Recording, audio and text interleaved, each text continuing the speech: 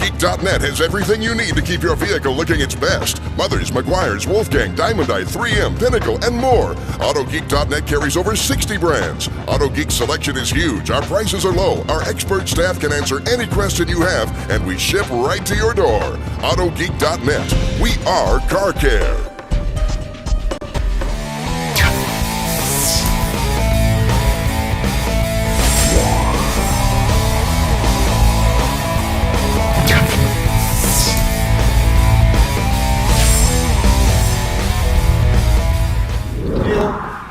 Hey, welcome to Autogeek Show Car Garage here in sunny Stuart, Florida, and we've got a really special project here tonight. We've got a 1965 Mustang Fastback GT painted in Viper Red, and tonight we're going to machine sand this baby down. We're going to compound it, we're going to polish it, and then we're going to put an advanced hybrid coating on it. So we have a lot of things to do tonight, but I've got a great team of people to help me do all the work. First, before we get started, I'm going to go over the process that we're going to use. We're going to start out machine sanding with the Trizact 3000 grit. Now I have 3-inch and 6-inch discs here, and we're going to use the Griot's Garage 3-inch mini polisher for the 3-inch discs, and we're going to use the normal Porter Cable and Meguiar's Porter Cable style polishers to machine sand with the 6-inch disc.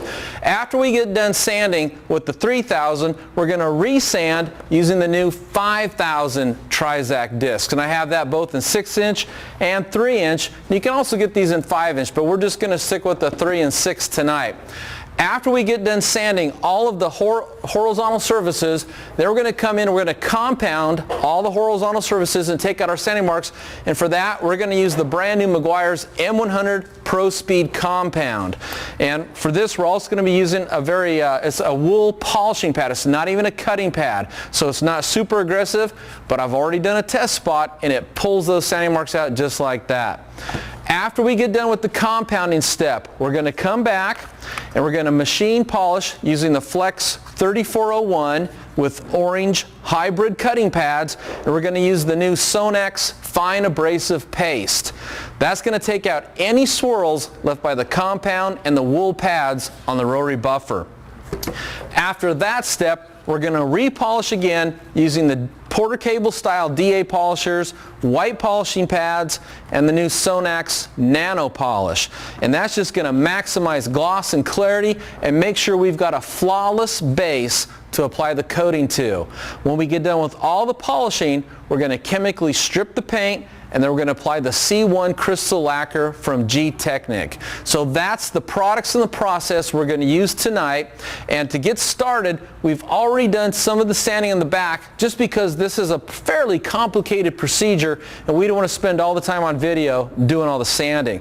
If you take a look over here, you can see we've also taken the time to get the 3M blue vinyl tape, and we've taped off all the raised body lines like you see right here and all the sharp edges. And the reason for this is to make sure that when we're sanding and you get that white slurry onto the paint, that you can see where these areas are and you don't sand on them or compound and polish on them, because the edges, the corners, and the raised body lines are usually where the paint is the thinnest, and we don't want to see any red paint coming off on our polisher tonight. So that's why we went ahead and taped all that area off. Something else we've done, this is something I teach in all my detailing boot camp classes. This is a vehicle inspection form, okay? And I've went through and I've marked any trouble areas that already pre-exist on this car. Now up here in the passenger portion of the hood, there's a small raised point where the owner accidentally, while doing some work, poked the metal a little bit, and there's a high point there. We've got a piece of tape on there to mark it so everybody can see it and avoid that area, because again, any place you have a raised high point, the paint will tend to be thinner, and we definitely don't want to sand on these areas and cause any kind of repair work to have to be done. There's a couple other places that we've marked off on here too, and if you don't got a vehicle inspection form, you can contact me and I'll get you one. But you should always have these things filled out, signed, and dated before you do any work for anybody. So that's the VIF, vehicle inspection form. Besides that, the next thing I want to show everybody is the paint thickness gauge.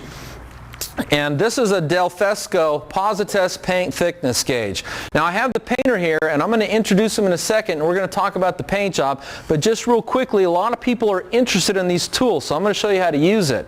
Brand new, out of the box, you do nothing. You grab it and you put it to work. You just take it, place it down on the paint, and it'll give you, well, this is backwards, it'll give you your reading, just like that.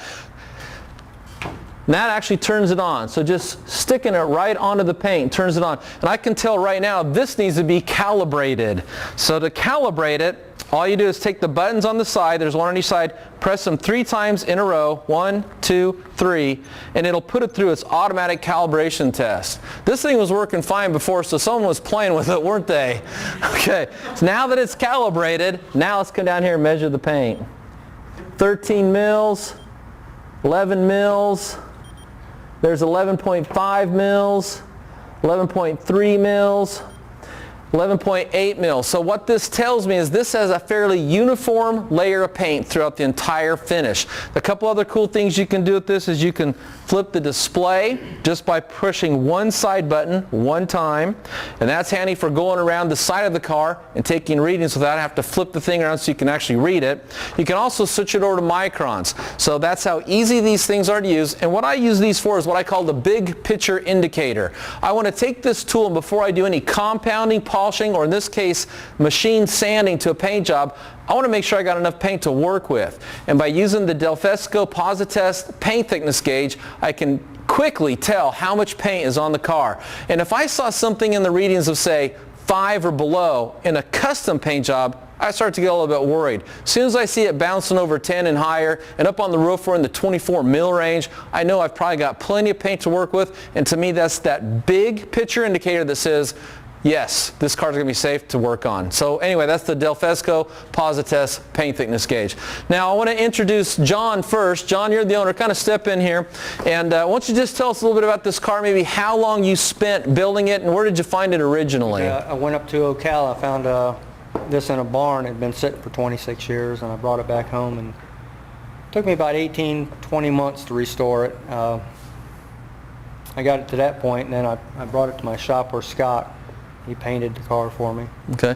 And this is just working weekends and weeknights, you know, because you got a full-time job, right? Yeah. Yeah, okay. That's so good. A lot of people don't realize how much time goes into pulling something out of the barn and then getting it into this condition. And quite frankly, when I first met you and looked at the car, I was impressed. I thought it looked really good. I saw a little room for some improvement, and that's how we became friends. You came down, helped us with some of our other car projects, and now look, you're back here for an extreme makeover yourself. Right. So, you pretty excited? Yeah. Okay, and he's already been helping us do some sanding, so I know he's kind of getting into the groove for this. So let's go ahead and meet the painter. Scott? How you doing? How you doing? How long you been painting? Oh, 20-some years. Well, that's painted a few cars then, huh? Yeah. Okay. Yeah. Hey, can you tell us a little bit about this paint job here? Yeah.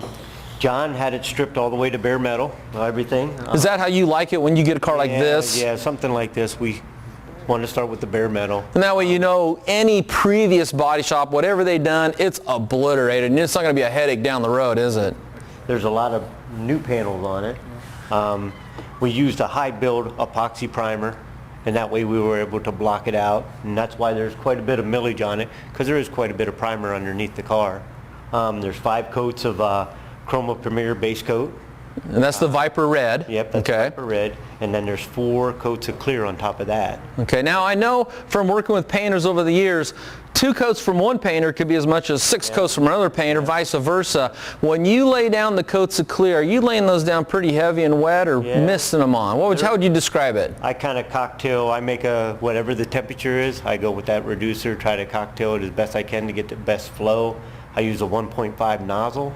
It's a little bit more than a lot of guys use. So I'm putting quite a bit on there. Putting down a lot of material in. Yeah. That gives me the confidence to come in here and sand and buff on this thing, because I got to tell you, as a guy that details cars, and for all of us that detail cars, the biggest enemy we have is too thin of paint. And when you're down here sanding and compounding, if the paint's too thin, you make a mistake, oh, that's not any fun at all. It gives you this real, what I call a very heart-sinking feeling in your gut, you know. So tonight, while I got everybody's focus here, no mistakes, okay? John's a nice guy. Let's put out a nice quality finish for him tonight. No whoopses, Robert. Okay. Okay, now originally you guys sanded and buffed this, and like I said, it looked really good. I saw some areas that could maybe use a little bit of touch-up, so that's where we're going to come back in and hit this with some of the most high-tech products on the market today. So anyway, are you excited to get started? Oh yeah. Okay. Very nice. Okay, so we got it all taped off, and the thing I also want to talk about is tonight is the Watch and Win, and we're going to give away some of the cool products we're using, and the first person to see the magic graphic sign that Yancey is going to hide somewhere on the set, the first person to see that and then post the location on the thread on autogeekonline.net, our discussion forum, you're going to win the prizes. So stay tuned to Watch and Win. Okay, so here's where we're at right now. We've already machine sanded with Trizact 3000 the roof and the deck lid, okay? And so now we got to do the front hood, the tops of the fenders, and then we're going to resand everything with 5000. Now, some of the guys are going to help me knock this out. While we're doing this, we're going to have another bunch of the guys go through and start doing the machine polishing to the side. We're not going to wet sand the sides, at least at this point. We're just going to knock out the horizontal surfaces per the owner's directions. So I got a bunch of guys that are going to tackle the sides while we're doing the sanding. We're going to get busy and get to work here, so it's going to get real noisy. And if you have any questions, direct them to me, and I'll try to feed them over to Tim, who's going to be manning the forum. So hey, real quickly, how about I introduce everybody? We got Tim, who goes by 57 Born to be Wild on the forum. Born to Run. Born to Run. Italian guy, look back here in the back. Raise your hand. Italian guy, whose name is Chris on our forum. Back here we got Tom, who's Shine Time Detail, professional detailer going on, 5 years now? Okay, and then we got Scott the painter. We got Dan from Muscle Car Express who just got here. Dan's had one of his cars down here. He's had a couple of 67 Camaros before, and this came out real nice, didn't they, Dan? Scott painted one of them. Yeah. He painted the black one or the gold one?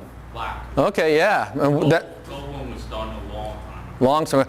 Okay, so since I'm not over there, no one's going to be able to hear you on that. So let me walk over there. Okay, so we got Dan from Muscle Car Express here, and previously we've had two of his Camaros down here, a black one and a gold one, both 67s, and we did show car makeovers on both those, and Scott here, he says painted the black one. You can find those on autogeekonline.net also. We have Louie here. Louie, it's always a pleasure having you here. Louie was on our TV show with his 1986 Porsche 928. We have Ken here. Ken's just a car guy that lives around the area here. He's a Mercedes-Benz fan. He's got a Mercedes-Benz with a ceramic coat clear he's going to be working on. Everybody knows Robert. Robert from Impressions Detailing. He's a lot of times my right-hand man down here. I always describe him as a guy that I could trust blindfolded with the rotary buffer. He's that good. And I got Paul, who goes by the name Selfish. Paul is a professional detailer also. He kind of veers off into the marine world, does some cars too, and he actually flew out and helped me do the complete wet sand cut and buff on that 1969 AMC AMX out in Lincoln, Nebraska. So he's very adept at both sanding, compounding, and polishing. Anyway, that's our team tonight. So the first thing we're going to do is we're going to get started. So let's get busy, guys.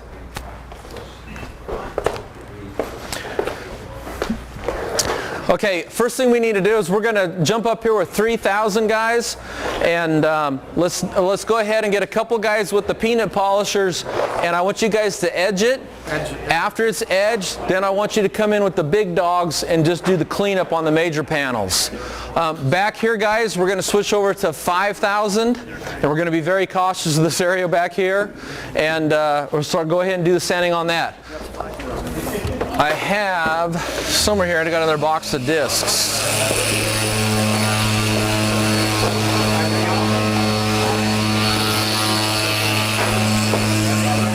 Here we go.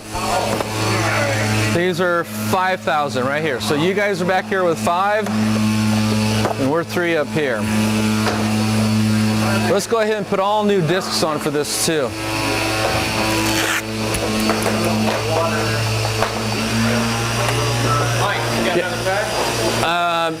No, but you can grab the one off the table up there.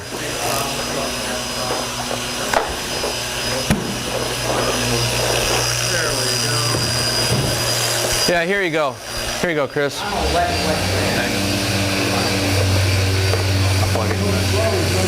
And occasionally I want you to clean that pad. I'll get that plugged in and I'll come back here and show you real quick. Tom, you know how to clean one of these pads when they're, you know, hold it against the pad when it's running? Just show these guys how to clean their pads real good. Where are we at? You need a sander? Whatever you need me to do. Sand. All right. You the man? You can sand.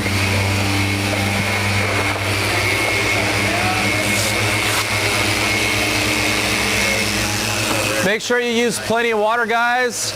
Stay about a 1/4 inch away from all the tape lines.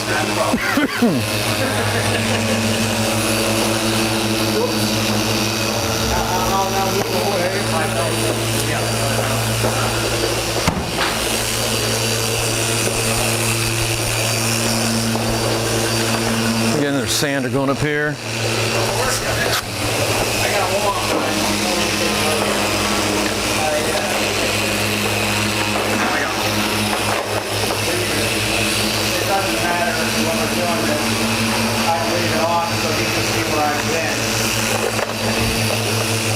That's what I would personally do.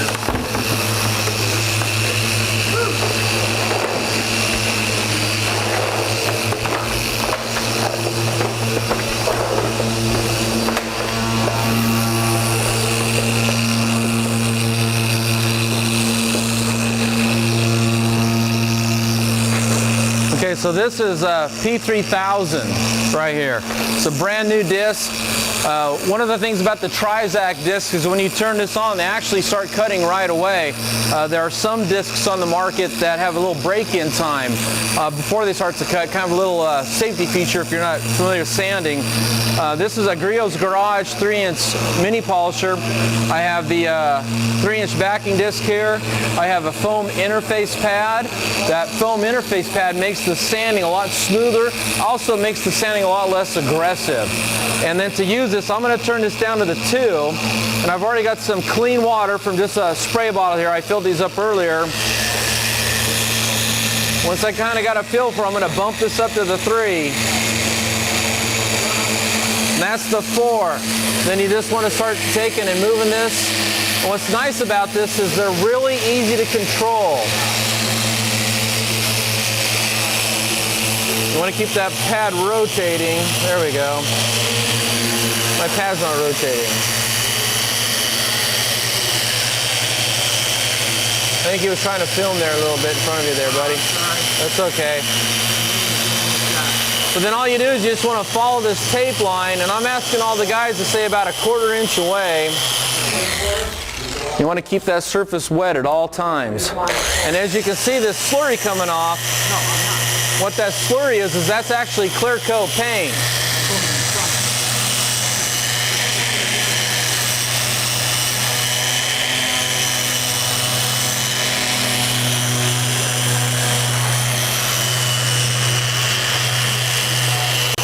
Tell you what, Paul, I'm going to let you knock this side out because I think you can see that a little bit better over there, okay?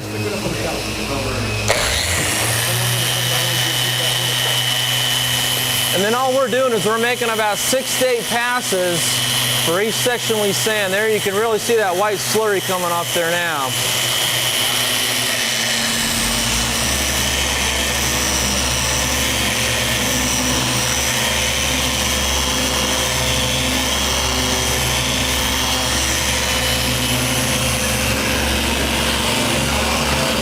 And then after we have a guy go through and edge this, and that means to run along and get close to the edges, Robert's coming back with a 6-inch disc, and he's knocking out the major panels.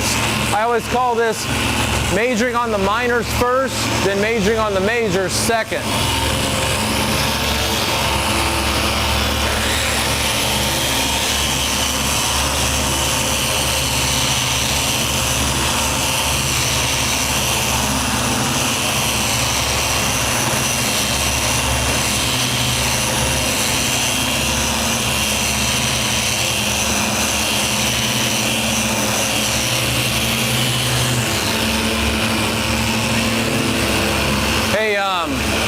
Dan, you want to come here? I'm trying to get your edges.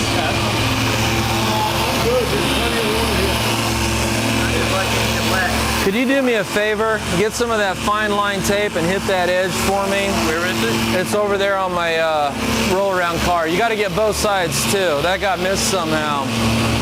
We do these these by hand, right? No, I would do all this by machine. Yeah, it takes, if you want to just get the flat panels, one of the other guys will get the hard parts there.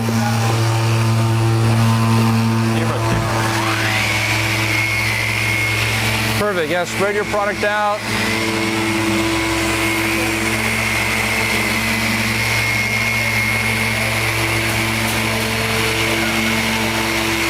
Beautiful, nice and slow. It's worked out polish. Yeah, I'm in front of the camera, man. I do what Mike says.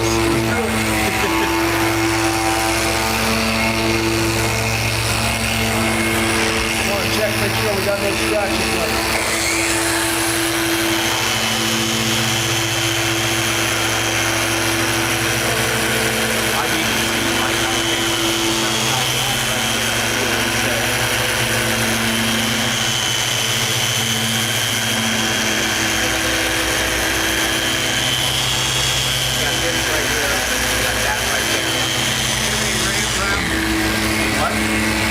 Take a towel and push that down really hard too when you're done.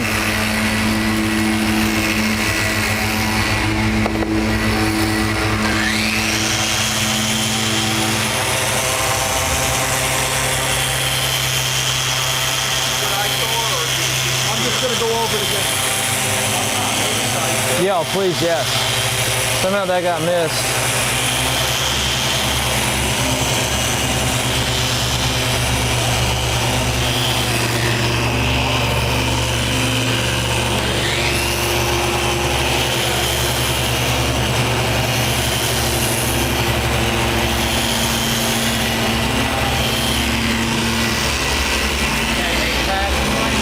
Yeah, about 8 passes, 8 section passes, what would they call that? You've read that on the forum, haven't you? Hold on, I'm not done here, buddy. And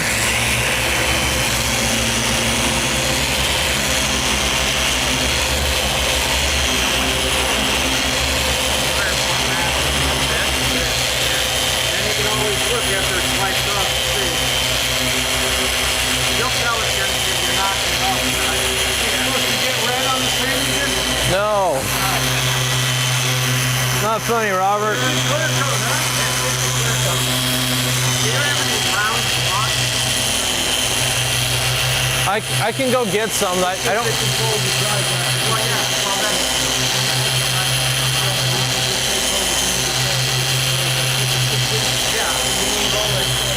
Yeah, I haven't gotten up there yet. Just wait. Yes, sir. Your wish is my command. I think you got here back to the camera. I'm just trying to help Robert, you know. I hear ya. He told me to throw a white. I'm checking the form, nobody's asked anything yet. I just checked in.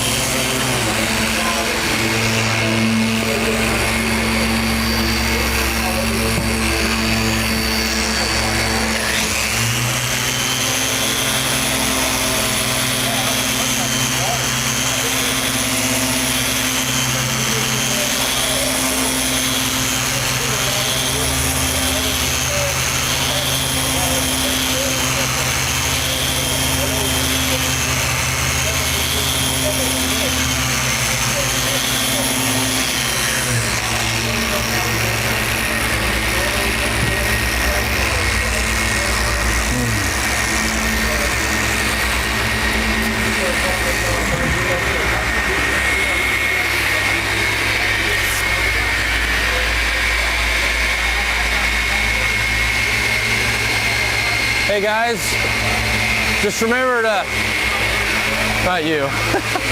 Remember, this is stay about a 1/4 inch away from the tape lines. There you go, Paul.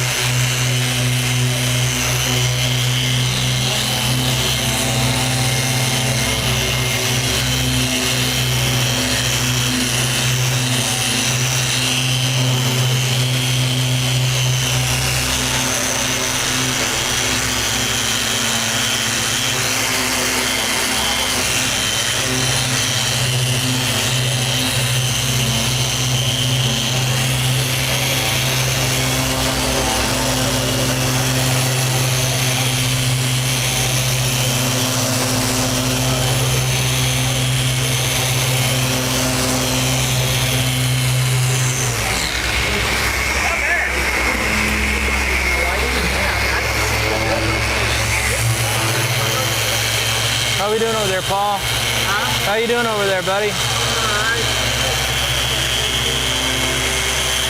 It looks like this didn't get taped off on my side. Did yours get taped off? No. This, get about a 1/2 inch away all then.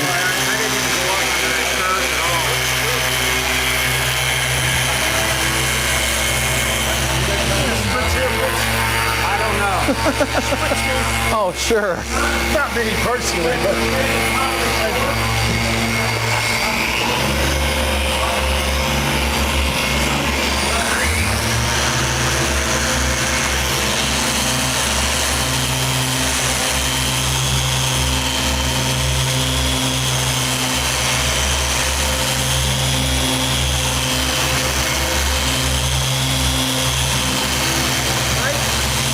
Yo.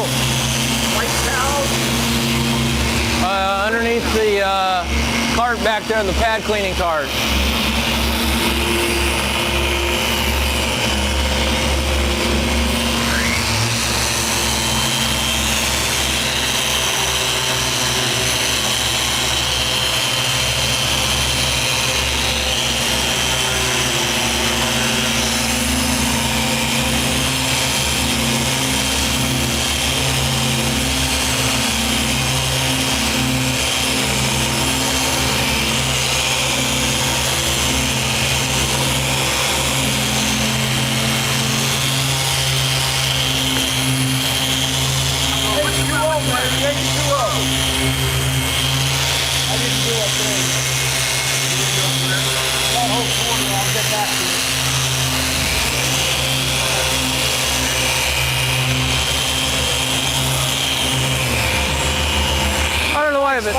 Oh, sorry. I don't know why, but sanding's like always my favorite part. Me too. I just don't get to do enough of this kind of thing. You know, with the machine. Yeah, we never did anything like this at Meguiar's. We always had a rental car, you know. Right. Nothing wrong with that, but Cool as shit. yeah, working on a 65 Mustang Fastback GT. Yep.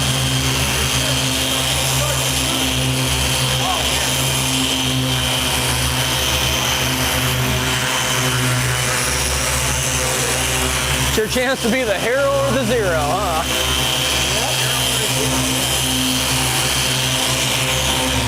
Is this clean? I haven't used that. Hey, another section I noticed wasn't taped off was this lip right down here. Did you see that? Yes. You want me to tape it? Well, I think we could just stay about a 1/2 inch away from it. Yeah.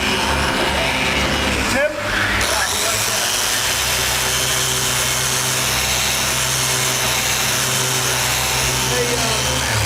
What? This front edge here? Yeah. I was going to, and then you said, yeah, I'll just roll over and switch.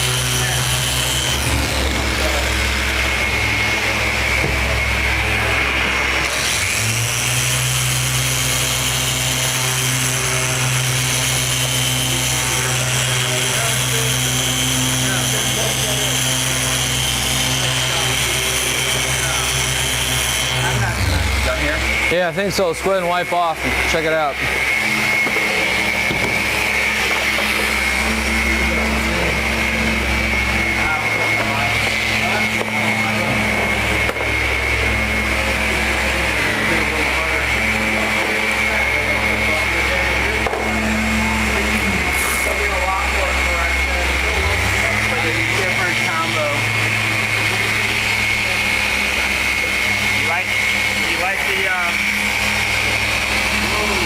SONAX stuff?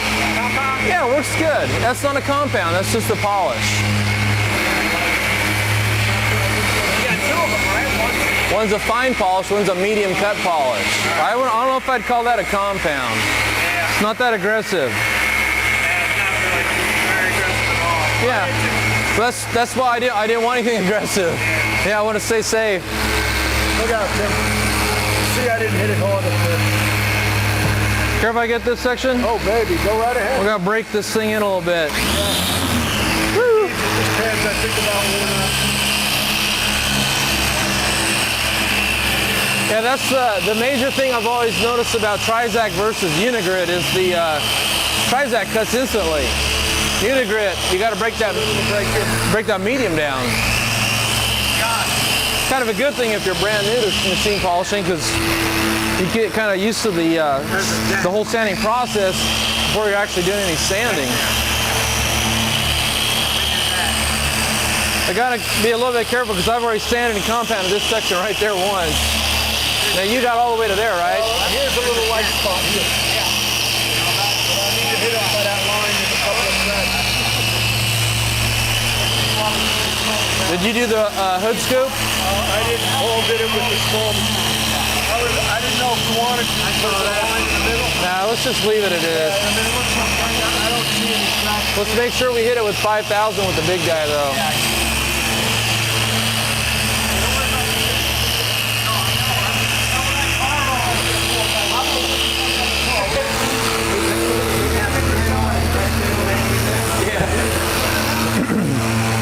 Again, then after we go ahead and hit all the edges with the 3-inch, come back with the 6-inch and you knock out these major panels and you don't have to worry about getting so close to the edge.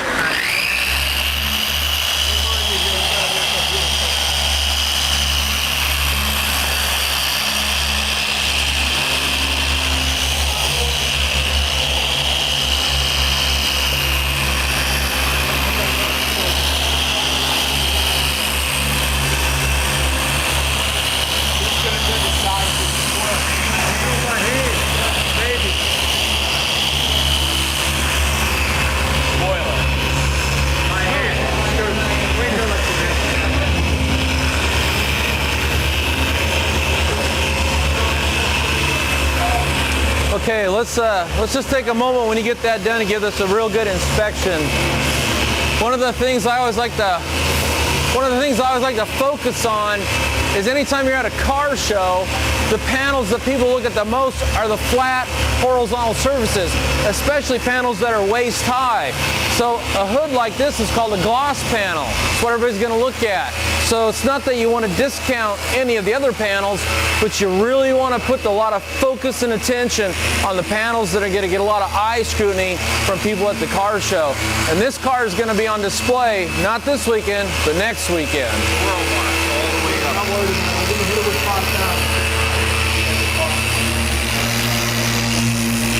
Okay, does anything look like it needs to be hit again?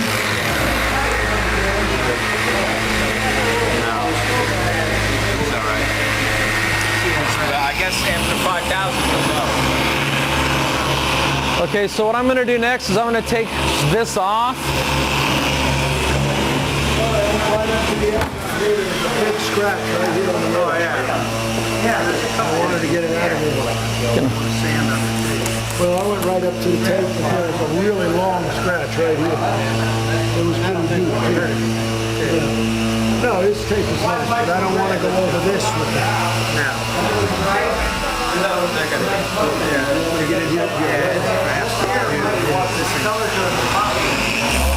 Hey, Yancey.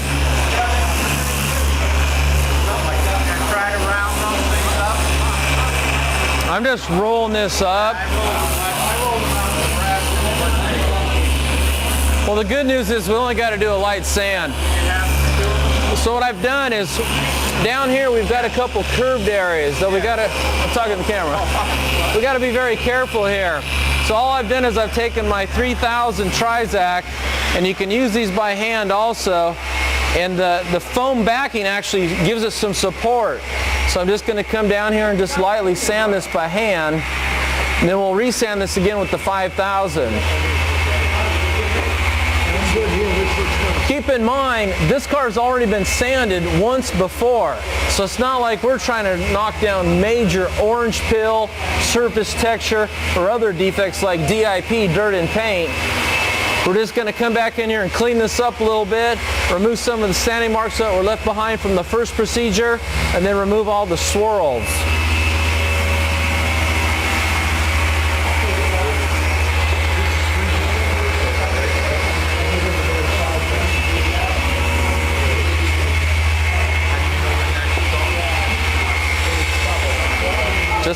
Just like that. There's a nice flat sheen to it. It's sanded right up to the tape lines. It matches the rest of the hood. Now I'm going to come in here, and right along here, this fender line actually raises up. And you can't really come in here and machine sand because you'll end up gouging it. Here, I'll show you. If I had the pad on there, and put that on the right way. If you try to come in here and sand this, the edge here would gouge into that. So you got to knock out areas like that by hand.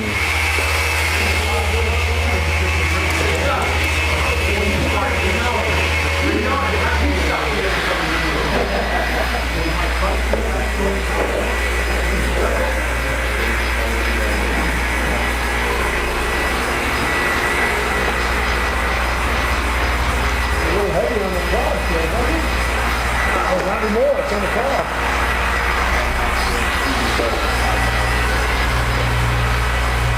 The only thing that makes me like this is that we did a blazer for a guy, and we cut up the entire blazer. And we machine sanded. Can I do the side of it? There, just like that. Don't ask me, ask Mike. Good project. It looked great after we did it. The only hard thing about sanding these is coming back in and then pulling your sanding marks out. But with that new compound, it shouldn't be too much of a challenge. So I'm going to roll this up fairly tight.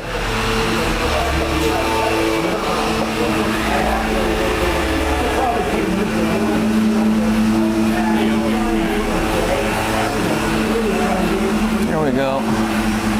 See the white slurry coming off there? Want some more liquid? Just a little bit, please. Thank you.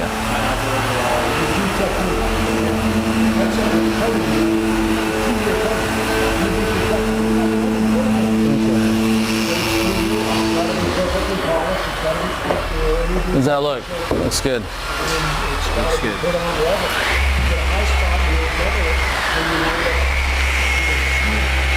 How are we doing back there, guys? Okay.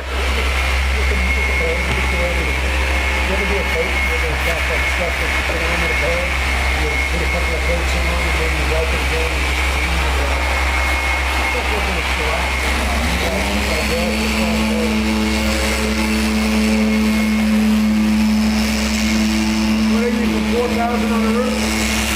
5,000. You want to just have them do the edges? Yeah, I don't want to do everything the same. So, hey guys, we're just going to edge it with the 5,000. Just do the edges. Yeah, we'll knock out the big panels with the big guys. 5,000 now. Paul, can you get this side right here? Scuff it. Yep, we're ready to 5,000. Almost. Hold on here. We got the scoop. Got a little bit on the scoop there is all. I'll get that. You start on that.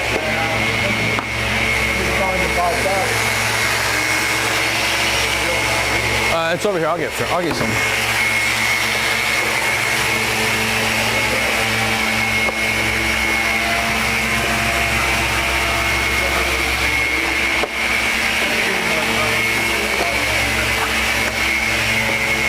Yeah, he's gonna have to hit that by hand. Yeah. Sorry. by hand? That edge right there. Oh, I didn't see that. If you want to work on the hood, I'll go ahead and do the roof with the Yeah, if you want to, yeah, after they do it, edge it, start knocking it down, you bet. Paul, or Dan, you want to take that for Paul? That's 5,000. Where'd my kindergarten go?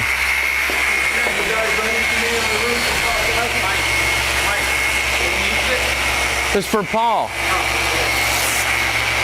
When he gets ready to switch over.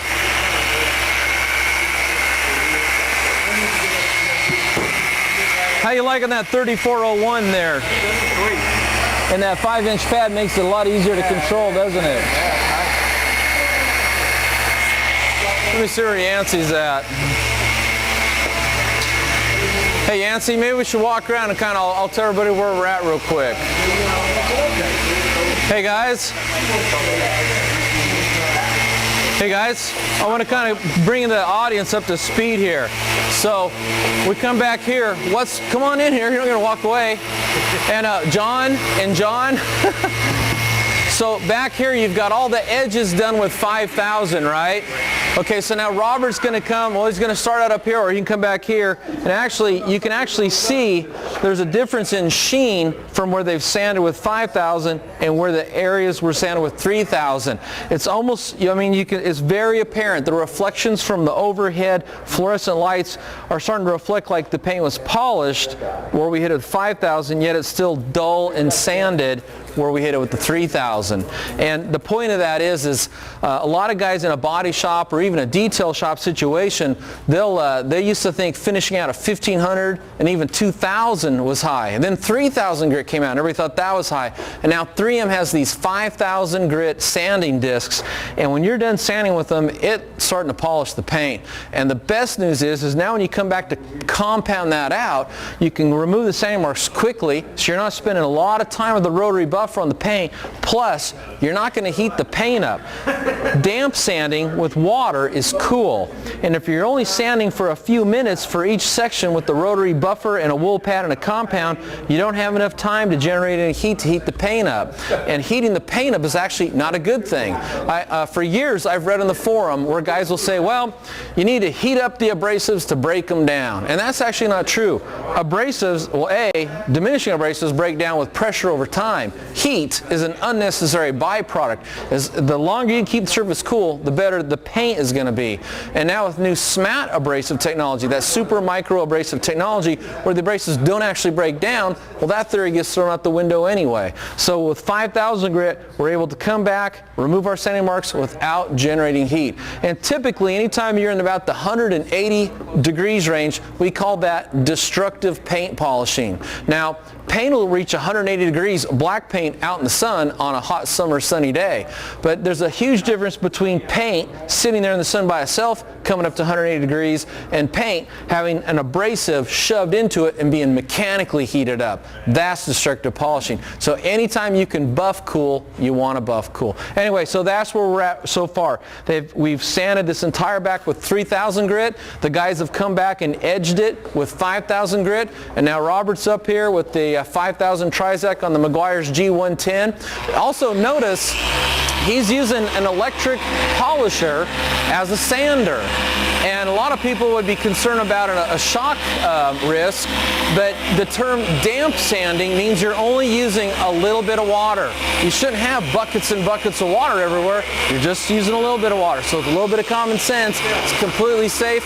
In all the years I've been doing this, no one's ever got hurt. Plus, we have GFI outlets. Okay, guys. And hey, also, where are we at with the polishing? Scott? Louis, Scott, where are you guys at with the polishing? That border, the door, that, and I'm finishing that much of the door in the front now. And so everything's been polished using the SONAX fine abrasive paste. That's what it's called, with the cutting pads. And I actually have a different pad for that. But I'll get you one. That'll work. Okay. Oh, it's working great. It's working good.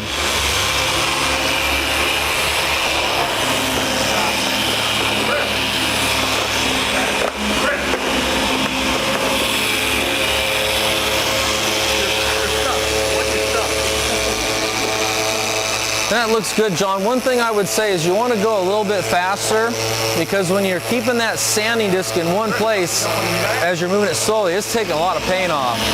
And that's better. Just a little bit faster clip. Perfect. And we're at 5,000 up here. Okay. How are we doing, Tom? Good.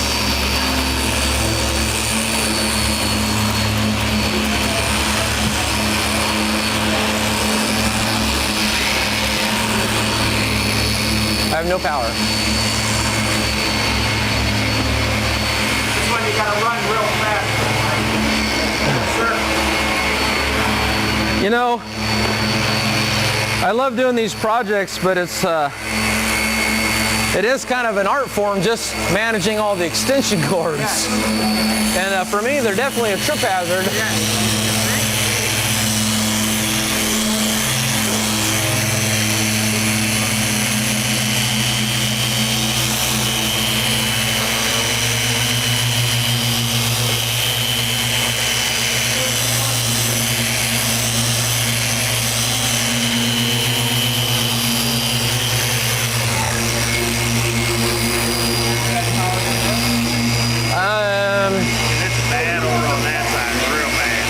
Yeah, can you get in there at an angle with this on the edge and get it?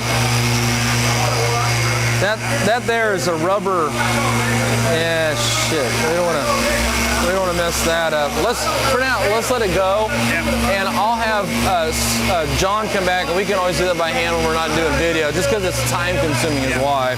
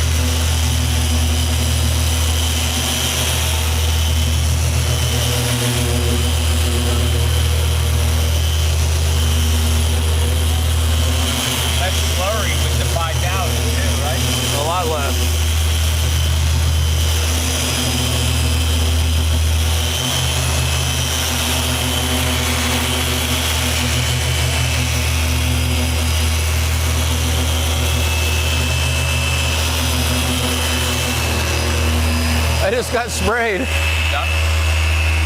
Yeah, go ahead and wipe.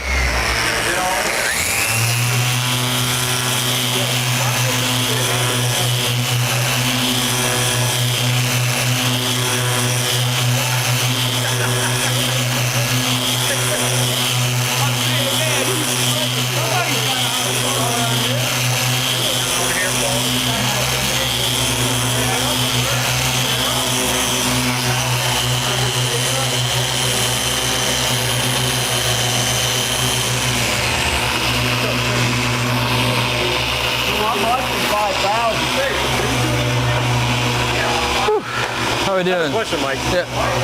The padding here, yes. for what? The interface, it's called the interface, and that does a couple things. It allows the disc to follow a contour because it has a lot of give. It also smooths out the sanding action. I'm not going to do this, but if I were to take that interface off and let you sand with it, you'd find it feel like it's trying to jump or grab. It would be very uncomfortable for you to sand with it. You would only do that if you were starting out at the very beginning with a lower grit, really trying trying to knock down some major orange peel. So when you jump up to these finishing sides, you want that interface for a host of different reasons. Good question though. When do you know when to paint the actual sanding? Well, when you start sanding and you're not seeing any slurry at all coming off, that's a pretty good sign that you're not cutting anymore. You should always see some kind of white slurry coming off like that. I got to play catch up. Paul's trying to outbase me here.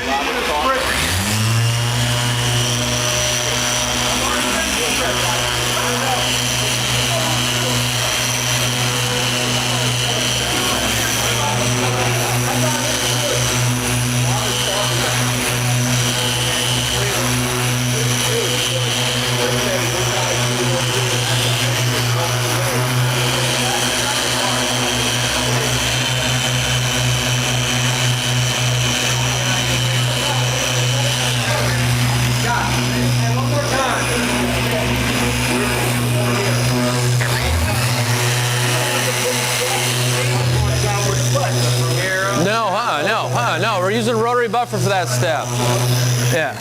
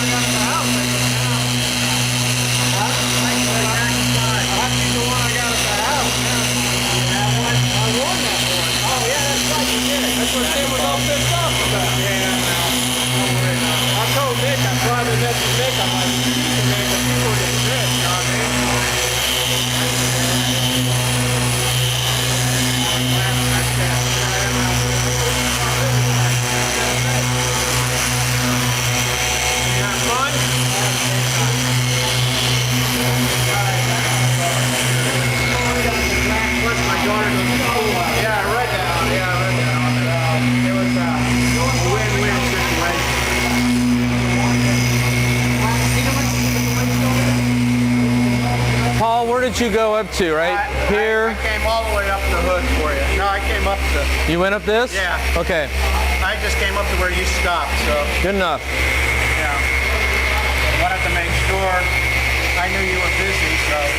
Appreciate it, buddy.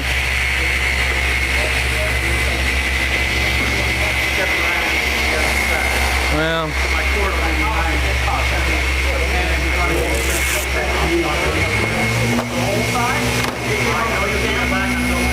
St. Cloud, Florida. 2 hours. St. Cloud.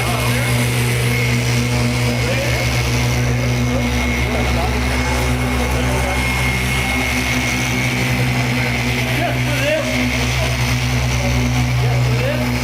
Huh? Just for this? You have no life? I'm retired, man. I watch my kids all day. You're retired? Yeah. No, not the center sections. Yeah. Not the major panels yet. Yeah.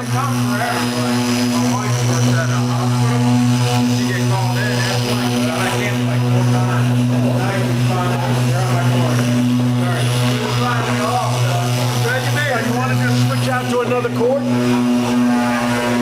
Yeah, why don't you grab that one. Yeah, that was...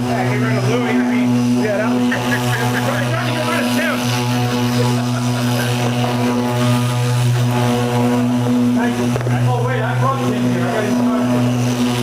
Sorry, you got to go home with him. Yeah. You brought it.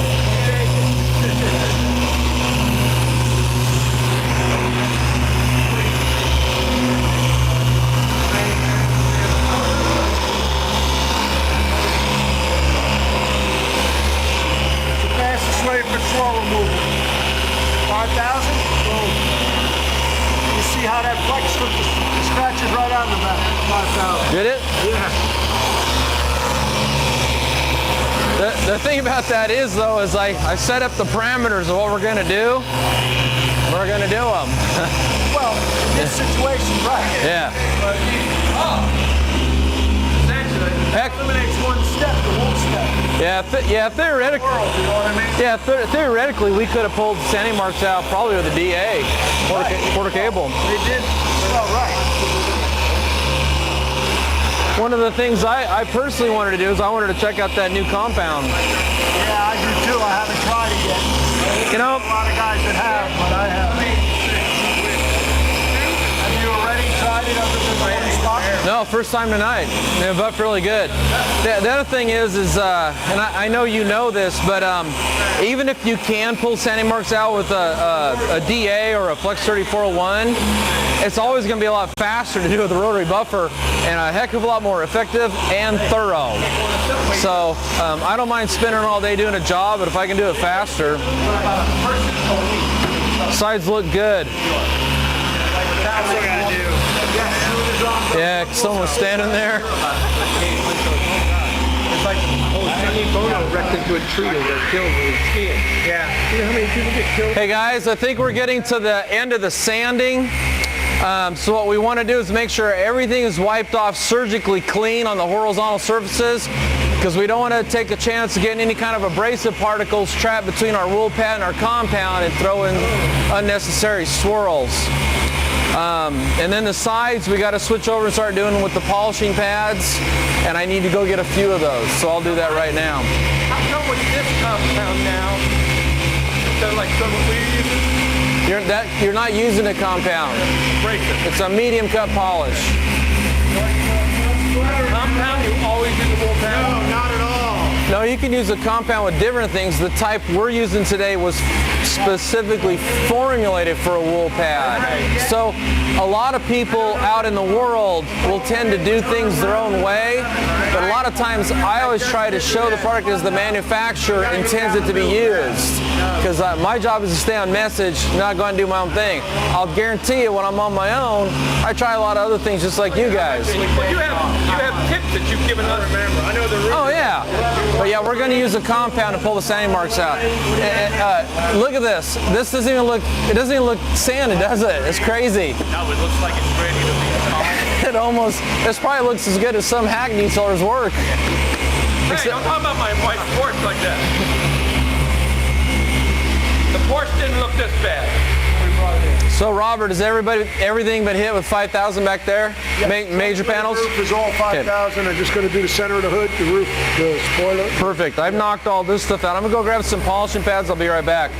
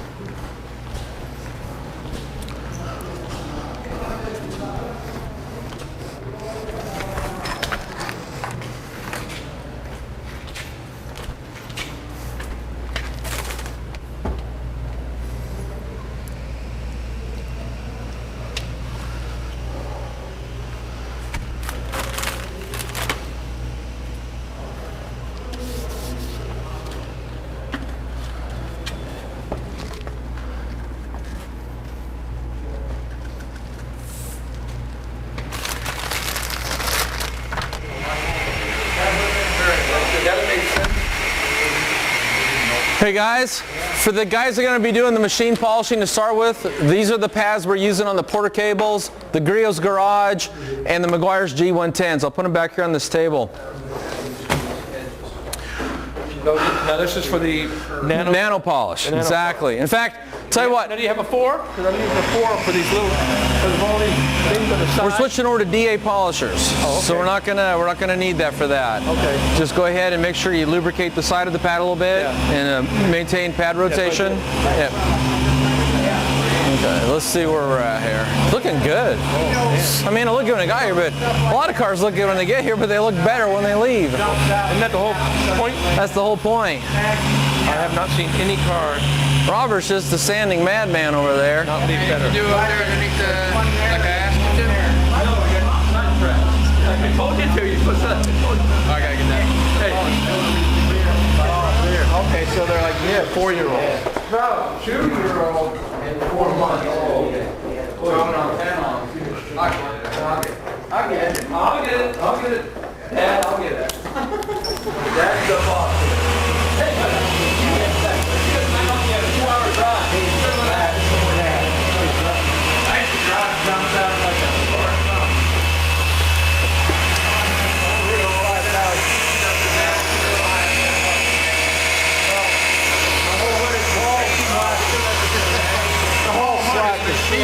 Hey, let me get a shot of you doing a little hand sanding there, Paul. Okay. I know. Don't move the hand. Turn the camera on. Okay.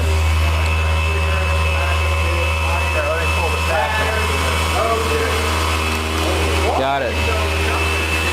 It's all blurry.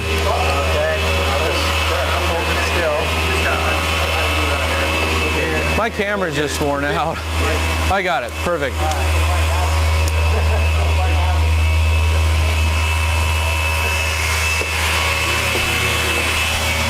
Hey Yancey, can you bring your camera in and show the gloss on the roof here?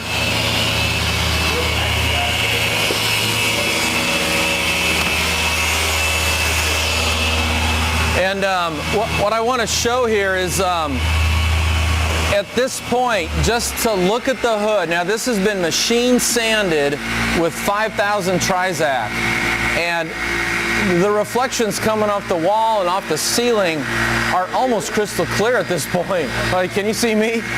And the point being is we've left such a shallow sanding mark pattern that the buff out of this sanding mark pattern is going to be real fast. Now, someone asked me earlier, could we do this with the Porter cable or a G110 or a Griot's Garage and a microfiber pad? Could we use use the 3401? You bet we could. When you get this shallow of a sanding mark pattern, it's pretty easy to pull out everything. But one of the things we wanted to do tonight was to try out this brand new compound by Meguiar's called M100, which is specifically formulated for use with a rotary buffer and a wool pad. And as I was telling Robert earlier, even if you can take sanding marks out with these other tools effectively, nothing is as fast as the rotary buffer in the hands of an experienced and seasoned detailer or painter's helper. So that's the next step. Hey guys, a couple of things I want to point out. Did everybody get a chance to see the gloss on the roof here? Okay, the other thing I want to point out is look at the blue vinyl tape. Notice how well it's holding up wherever it's at, whether we're sanding by it or machine buffing it. See how it just grips that paint and doesn't tear up like sometimes masking tape will do? We're going to be carrying this at Autogeek.net, so I can't stress enough, if you're ever doing any of this kind of work, to take the time, invest the money to tape off these raised body lines, because if you don't, once you get that sanding slurry going in there, all you got to do is accidentally hit a raised line like you have right here or up here a few times with sandpaper, and you got to remember, sanding takes off a little paint, compounding takes off a little paint, polishing takes off a little paint, and you might not burn through when you're sanding, but you might do it at the very end because it becomes whisper thin. So it's better just to be proactive, tape off these raised body lines, these edges, these corners, and as I've been asking everybody all night long, to stay about a 1/4 inch away from the tape lines. Now here's what happens when you do that.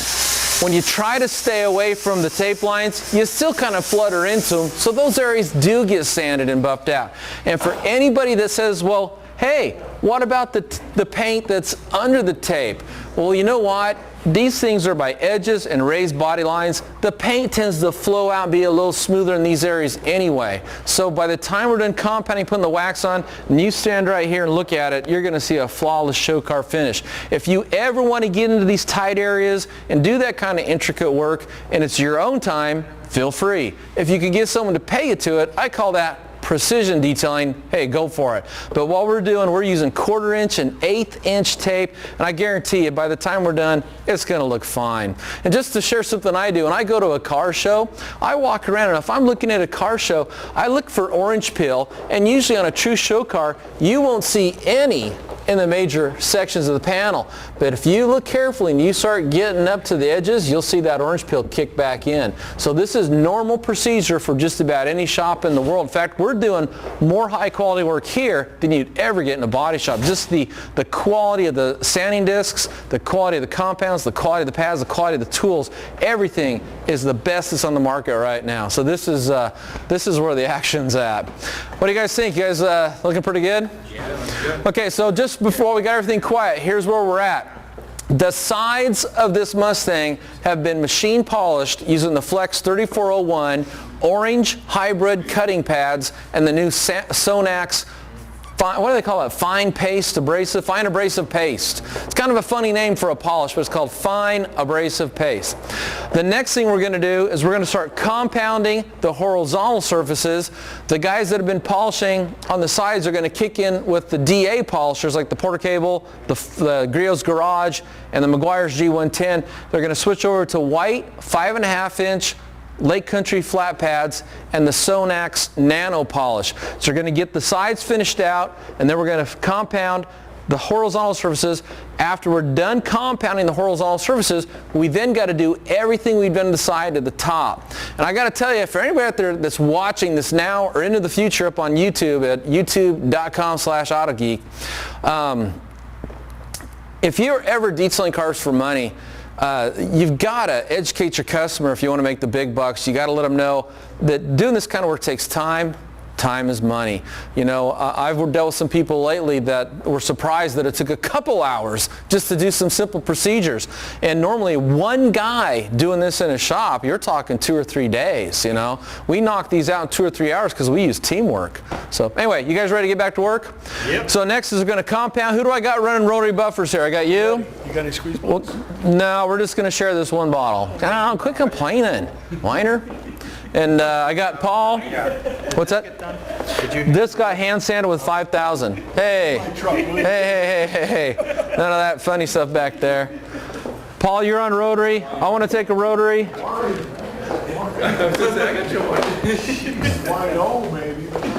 Okay, and let's just jump on it. Tell you what, Chris, have you ever used the rotary buffer before? Well, tell you what, why don't you come up here, and I'm going to give you a couple quick lessons, and we'll just see if you can nail how to use a rotary buffer for the first time. Okay. Not yet. I need a spur. I need an orange handle spur. And I need a plug-in. Yeah, that's my personal that's been broken in over the last 25 years or so. What's cool about breaking in a spur is when you get these brand new, it's normal for the metal to leave some gray on there. And that's actually some oxidation coming off the steel.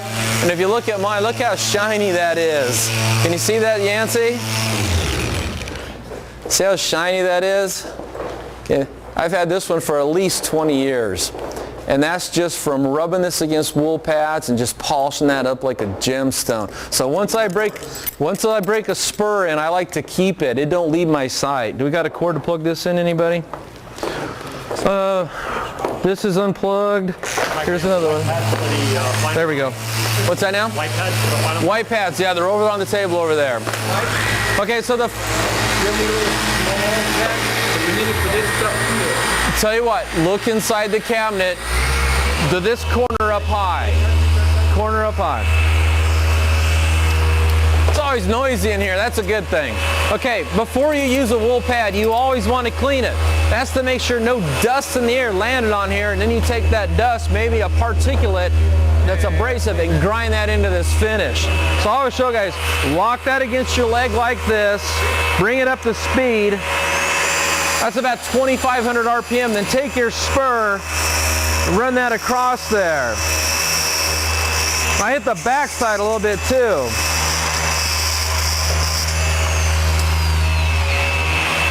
That'll clean that pad, get it all fluffy and ready to go.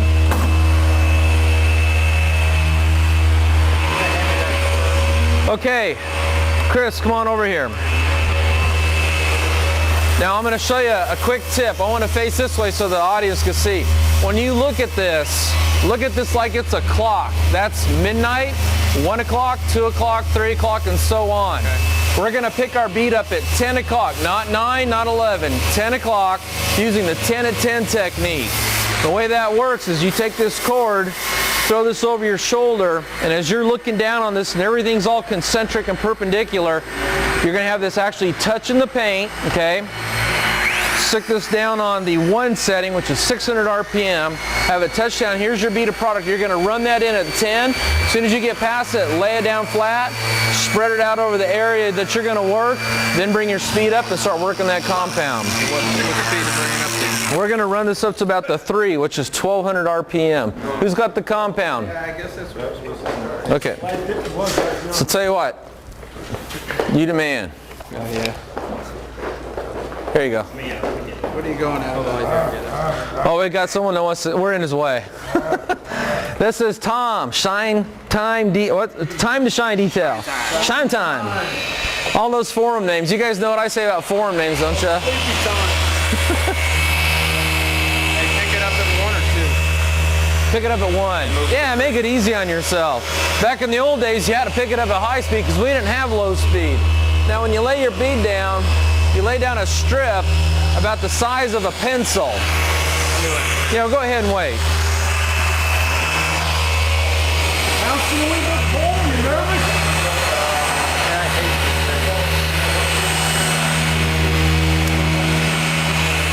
While he's buffing that out, we've got Robert up here running a Flex PE14. We got Paul over here. He's running the DeWALT 849X. I call it the Bumblebee because it's yellow and black. Looks kind of cool. And how hard are them sanding marks buffing out, guys? Piece of cake. Piece of cake. Paul, what do you think? Yeah, That's where your hand is. coming out real nice. Yeah, I missed the spot, buddy. You missed the spot right there. I did that to you one day. John, looking good? And Scott, you liking some of the things you're seeing here? Okay, good. We like happy customers here down at Autogeek Show Car Garage. Tom, you're so good at that. It looks like this sucker just came out of the paint booth. I can see myself, that's scary. Whew. Okay, hey. Okay, One, right? I'm going to guide your hand this first time. Okay, so turn it on and lock it into place. Locked. Okay, now let's load it. Ready? So there's flat. Pick it up at 10, run it in, lay it down flat. You don't got to do this fast, just spread it out. And I don't want you to worry about getting into the edges. I just want you to buff this nice, easy to buff section here. We'll tell you what, I want you to go in a couple different directions, okay? That way we ensure that we buff all the sanding marks in a uniform way. They call that UMR, Uniform Material Removal. Now, nice and slow. Now bring your speed up. Pump that sucker up to about the 3. There you go. Now on the Flex, that's 1200 RPM. A lot of guys buff at 1500 RPM and higher, but you don't need to. I can pull these sanding marks out by hand. My hand ain't gonna spin at 1500 RPM. So you don't always have to buff at high speeds. In fact, a lot of times it's easier to control your rotary buffer at a lower speed, plus you're not gonna generate that heat. Don't push that hard. No, you want to, when you start out, you want to push hard, and here's why. You're engaging the abrasives with the paint, causing them to take a bite out, okay? And that's going to level that paint, pull those sanding marks out. As you finish making those passes, you're going to bring that pressure up a little bit. And if you're really good with a good pad, keep it moving, don't stay in one place. We call that burning paint. But if you're really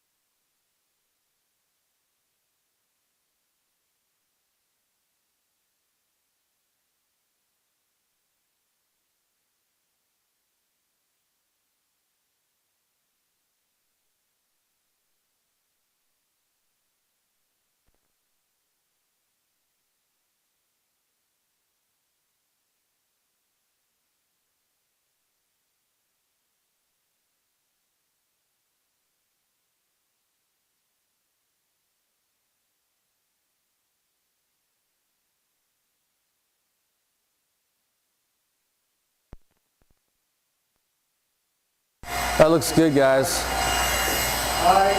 Okay, so what we're going to do, and I just want to stress something real important. We're going to chemically strip this with the same product that we're going to chemically strip the paint after polishing before we put that G-Technic C1 crystal lacquer on. What I'm going to do now is I want to just check Chris's work and make sure that he's got the sanding marks out. I don't care about swirls. We'll take the swirls out in the next step. If there are any, heck, I don't even see any. But the point is you don't ever want to do this to fresh paint, okay? Hasn't fully set up, hasn't cross-linked. This is cured paint. Scott, how old is this paint job? Scott, how old is 14 months. 14 months. So we're working on completely cured paint. Always spray a solvent away from the paint. Come down here, let me just wipe this real quickly. You see plenty of solvent down there, don't you? Yeah. Okay, we're not skimping on the solvent, are we? Yeah. Okay, now inspect it with that light. When you inspect, here's how you do that. You hold this thing about 1.5 feet. I always have my thumb on it because otherwise it's not ergonomically correct and I can tell I'm not doing it right. Then move this thing back and forth. Now if you see what looks like the radius scratches like you'd see for cobweb scratches, those are from the wool pad. What you want to see is, look how I come over here closer where you didn't buff. See the sanding marks there? Yeah. See how they're not here. Okay, so this is where you buffed, they're gone, you did a good job. Okay, so there you go. Tell everybody out there in the online world, using Rotary Buffer easy? Yeah, it's simple. First time, right? Okay. Yeah. Okay. And how many hours or miles did you drive to get here? 130. 130 miles one way, be down here and help do all this fun. Okay, do you mind if I take over now? Yeah, go ahead. So a real quick test here, Chris, since I just gave you a lesson. What's the first thing you want to do before you buff? Clean your pad. Because you know, you just got done buffing, I got residue on there, but you know what else I got on there? The paint you pulled off. So I don't want to grind that back into the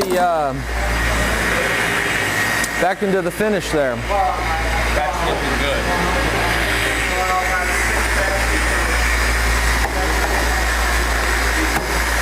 Who's got the compound? I'll find it. Hey Paul, is that pad completely centered up on your backing plate? Yes. Okay. Here's another thing. Everybody using a rotary buffer has a flexible backing plate. We're using 6.5 inch. These are actually called a wool polishing pad, not even a cutting pad. Thank you, sir.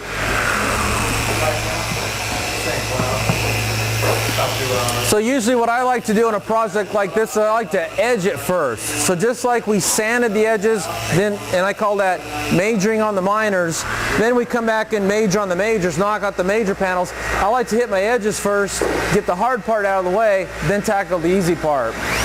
And I got to get in here on my edge, and so I'm going to actually do a little bit of funky buffing here to kind of get some product on here. Some guys will take and put it on their finger. You can do that too.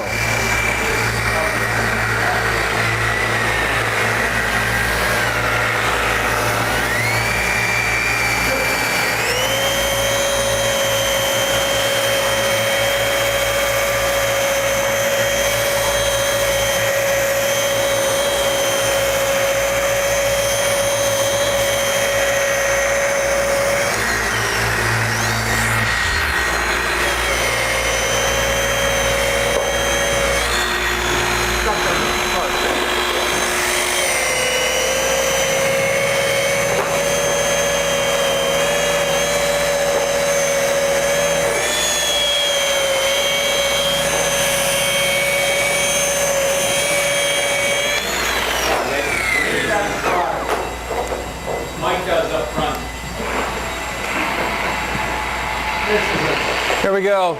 This is incredible, this corn.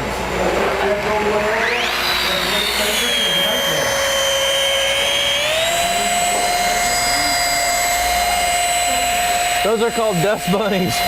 Well, you know that, Scott. I was going to take a picture of some and make it someone's avatar on the forum. So, Scott, do you ever get on forums at all? No, not too much.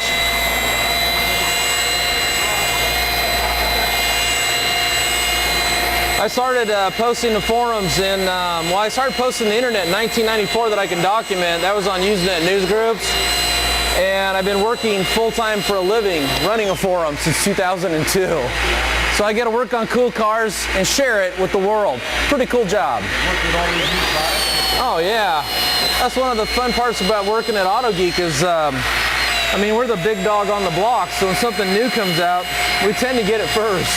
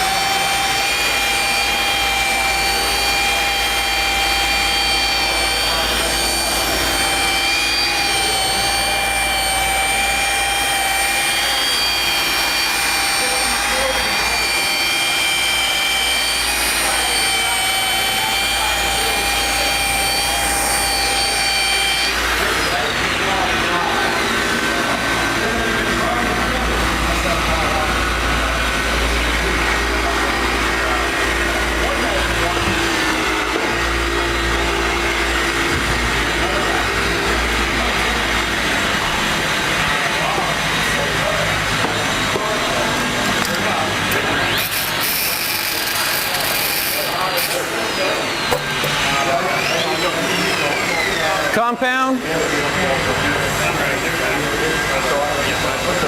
Hey Louie. Compound? Compound over there anywhere? Oh, Ken, I'm talking to the right man.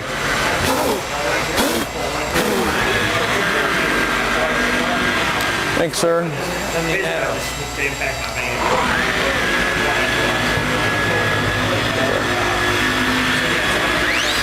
How do you like that Flex 3401? How do you like that Flex 3401? I remember the Opus I had 1 year ago. The big heavy top that had the trigger on it that had the delayed reaction to it. Like Yeah. Yeah. It was a beast. Yeah, these are pretty nice. This here weighs 5 pounds. Look at it. I mean, it doesn't weigh anything.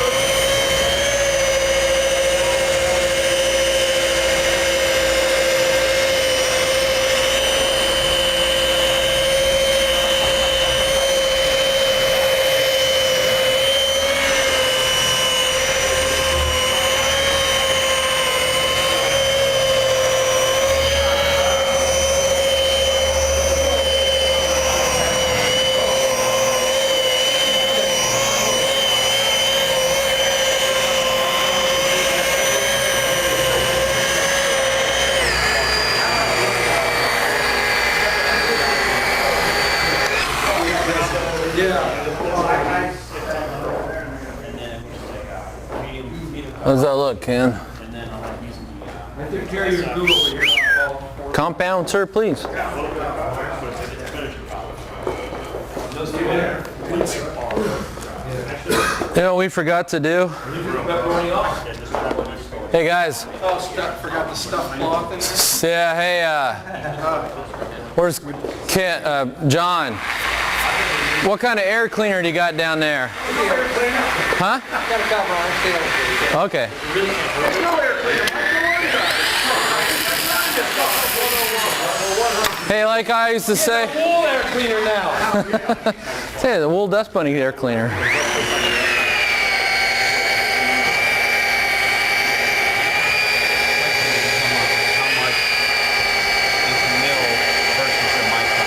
You have to do a Google search and find a converter for that. I have it in my book. If they have a copy of my book, The Art of Detailing. I don't know what page it's on though. Well, they have to own a copy.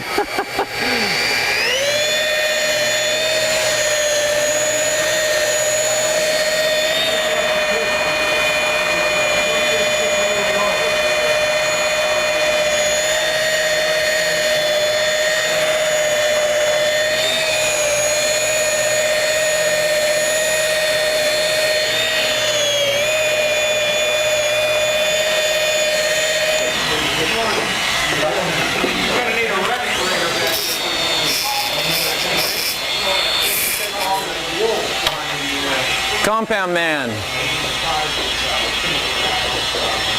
Brother, one sec. Yeah, it's an interesting question, Tim. It seems like the guys across the pond like to go by microns. I grew up using mils, so I'm not comfortable trying to think about it in my head under microns, so I always use mils. Okay, it's like us voters, knots versus mile per hour. Here, let me, there you go. Thanks for running this around, Ken. Appreciate it.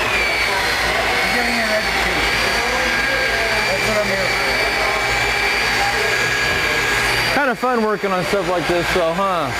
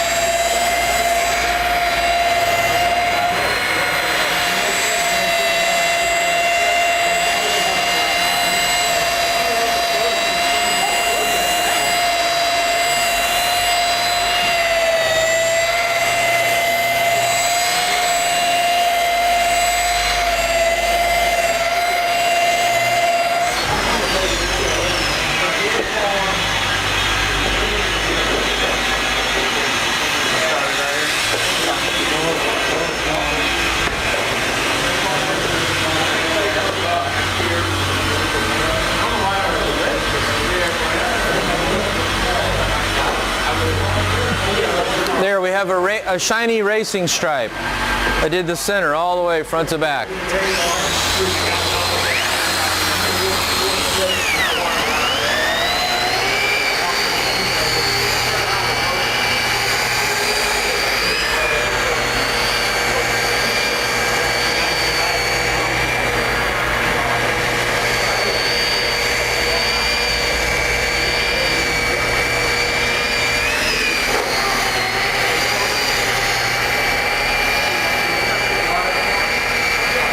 You haven't done this, have you?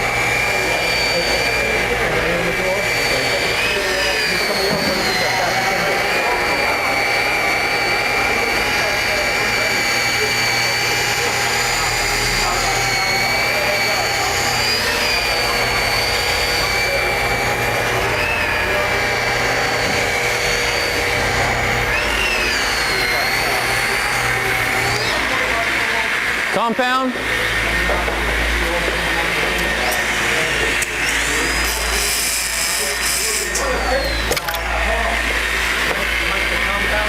Yeah. Any more up there? No, I'm good. You got yours on 4 or 5.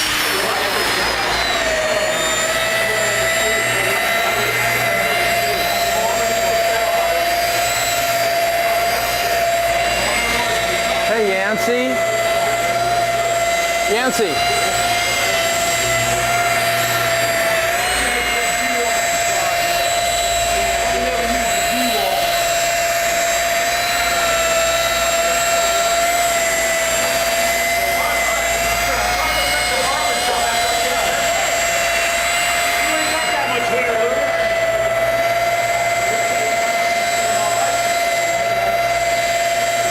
Can you get my still camera and take some shots of the action for us? Have you bring the camera in to ask me to take pictures? Well, just so we'd have some still shots. And you're a pretty good photographer too.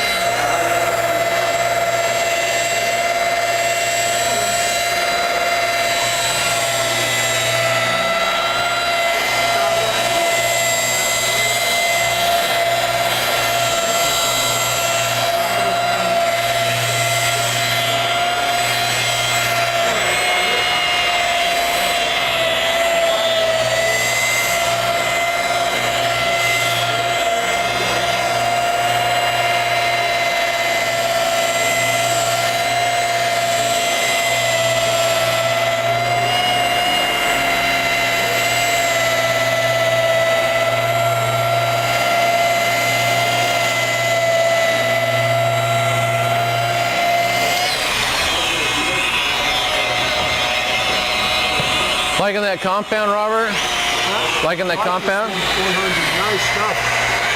Makes this job real easy. Oh, it is a nice cutting compound.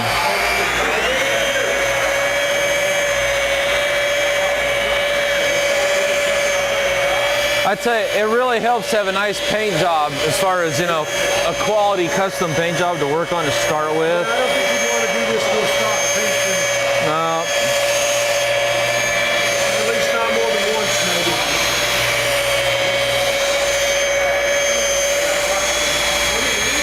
You got a fresh cleaner?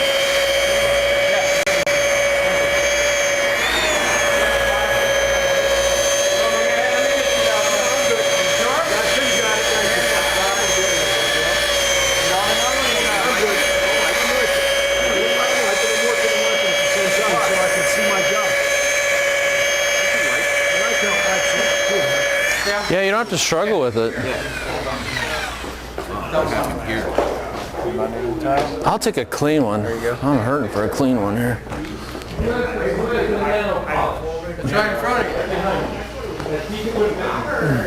If it was a snake, it would have been as well. Let's hope not. Wow. Yeah. What do you think, Mike? I'm itching to go and break that thing out of the box. Come and look at that, Mike. Can you see them? No, those are just sanding marks that haven't come out yet. Yeah, just hit it again. You know, I'd say, believe it or not, the most important part of the sanding step is actually every one of them, because every time you move up in grits, the follow-up sanding disc has to completely remove the other ones or you fight them out, you know. And all that comes down to is focusing on the task at hand. Some of these deep scratches are still here deep. Have you cleaned your pad? I just picked this machine up. Paul gave up on it. He don't like it anymore. He wanted to use the German quality machine. I think that just needs some more compounding is all. Can we start doing the roof? Polishing it? You bet. Let's switch over to the orange cutting pads and the abrasive fine paste. Chris is being pushed. Tell him I'll get him for abuse of the elderly. Yeah, there you go. Don't make what? What?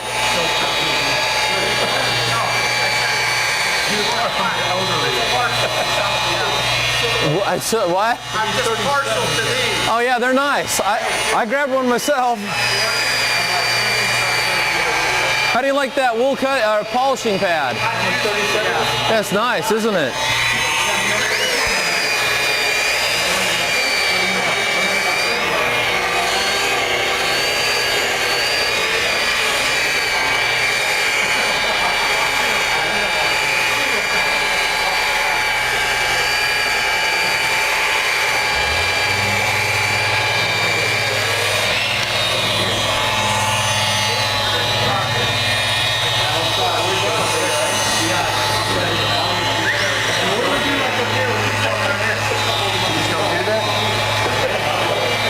that there you'd have to sand and buff out before it went on the car. Now, you know, for this project here, Chris, John, the owner, actually, when I talked to him about doing it, he asked if we would just do the horizontal surfaces. So I said, okay. You know, we're kind of limited on time anyway, and most people look at the horizontal surfaces, and I always tell people that's no reason to discount the rest, but heck, let's make the guy happy, you know.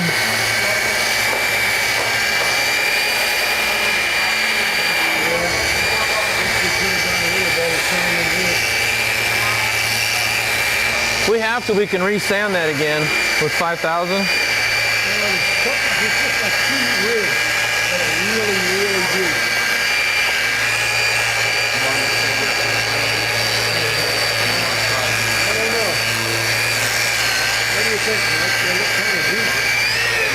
At this point here, I had a deep one over here that I did get out.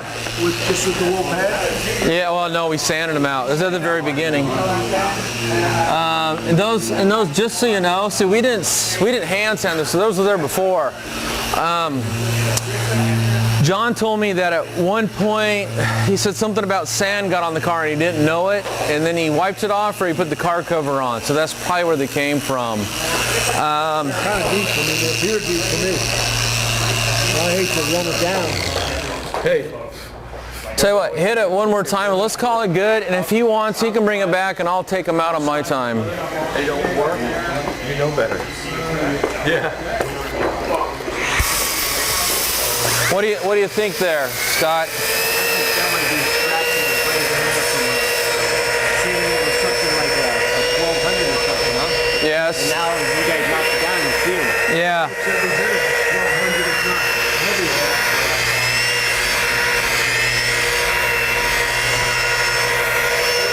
Well, my goal today is when we all turn our buffer pads over, here, show the camera. You see no red paint, okay? That's the goal. Double check. Yeah.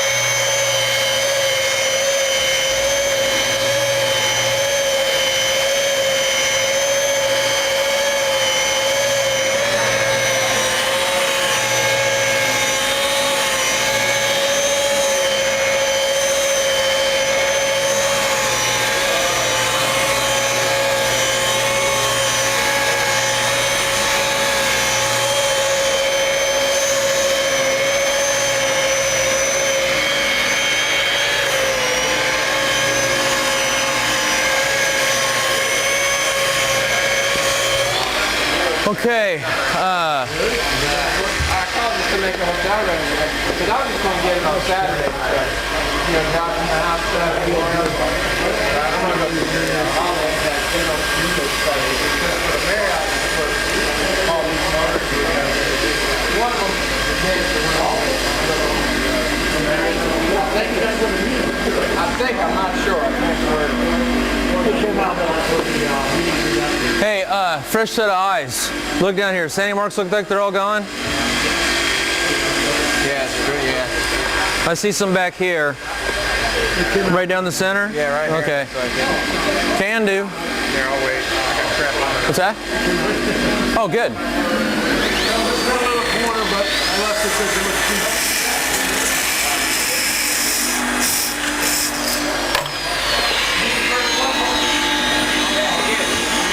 That's why it's always good to have a fresh set of eyes, you know.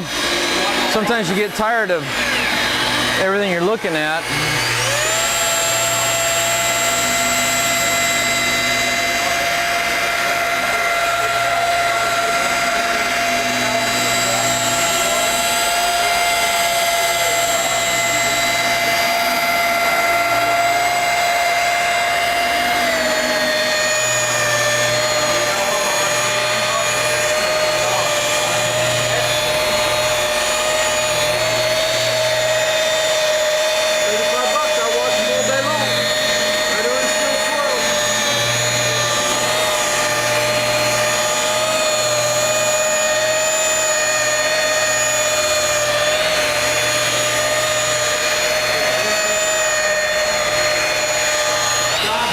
Hey, you want to wipe that off and inspect it? Here, I'll take that compound. Thanks, buddy. How far did you do over here? I just went down the center there. I gave it a racing stripe, see?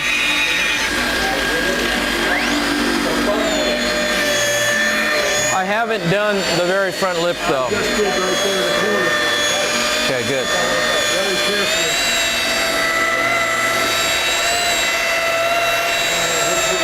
Nice. Have you used that 250 coating yet? Yeah, I have. It's also a really nice product. How do you like it compared to It's a little bit more of a pain to put it on, but according to the manufacturer, the benefits are worth the pain. So.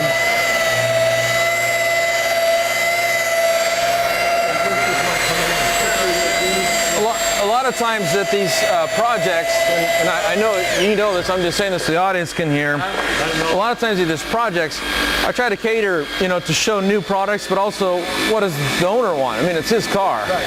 And sometimes you get a guy down here, like we had that one time, he's a total Mothers guy, so we put Mothers on his Camaro. Owner wants what you can do to his car, like they do ship food. Same thing. Yeah. Just do what you do, Mike. That's fine.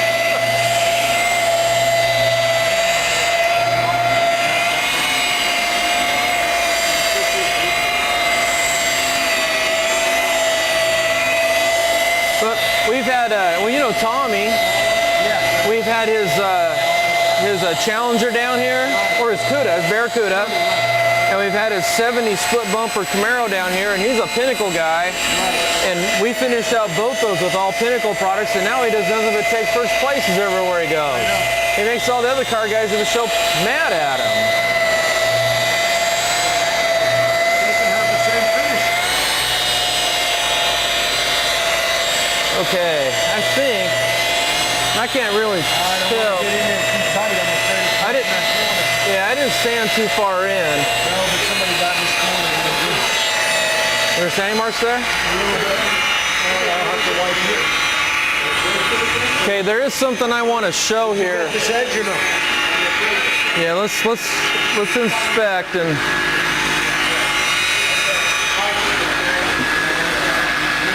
There you go, Paul.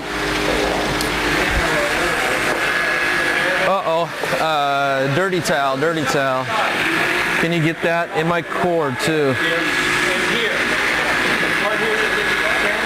Get my cord to wipe. It's a big old goblet on there. Sit here. Go down and you'll get it. There we go. Thanks, sir. This is usually an area I like to get those little 3-inch pads. Yeah, this pad's kind of big to do that.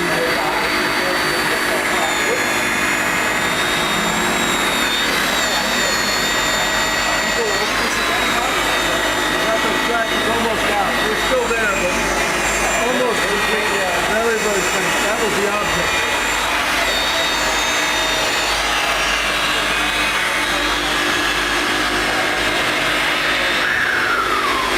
I think we're ready to de-tape this. Yeah, let them finish polish with the... Yeah, I like to actually run the wool pad over the edges just real lightly.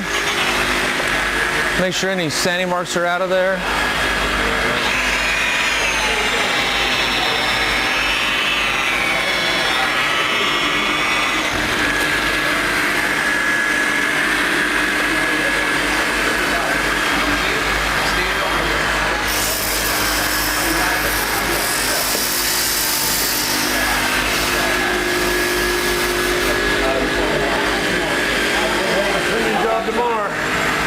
I know.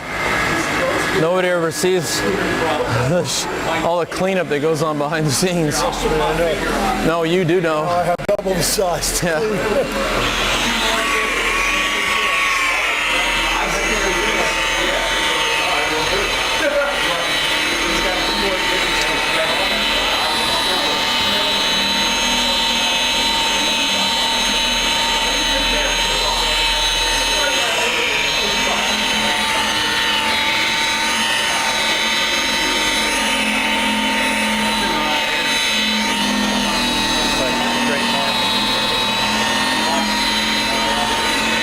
I think those are just toweling marks. They'll polish out.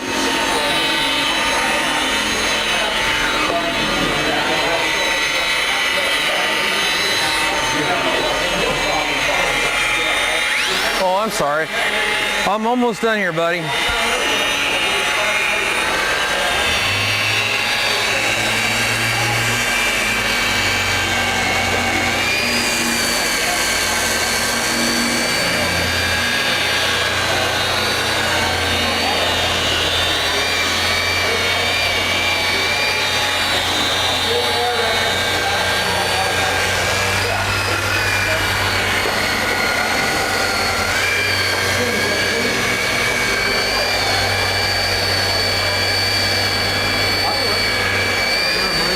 Make sure I got these standard scratches out. I'll find all the stuff.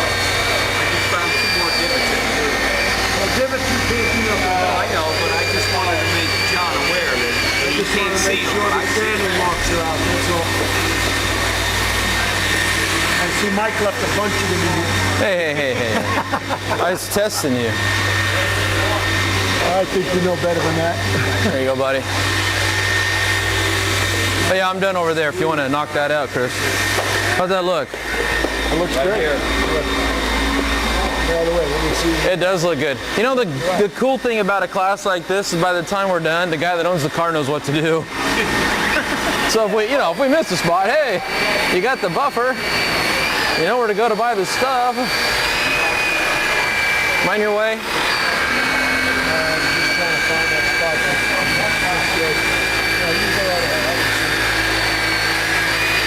Work your way up that side. I didn't do the side of the hood here, the side of the street. Okay.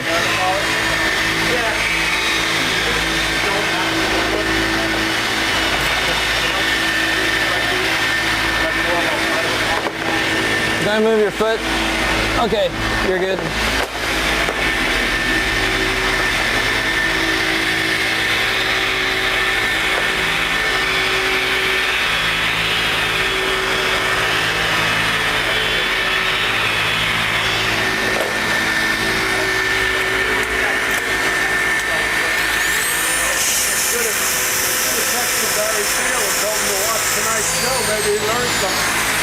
Oh, I'm sure he knows everything he needs to know. Well, one thing I always tell guys, and I practice what I preach, is always be open to learn something from somebody else, you know. If you're open, well, other guys know stuff you don't know, and if you're open, you'll learn it, and if you're not, it'll go right by you. So, and the last thing I ever do is claim to know everything, because I certainly don't. And I know guys in this industry, and this is a really corny cliche, but they've forgotten more than I'll ever know. Guys like Claude Sauvignon. Everything I know. Wow, that's a deep scratch. Holy crap. That runs right down here. See it?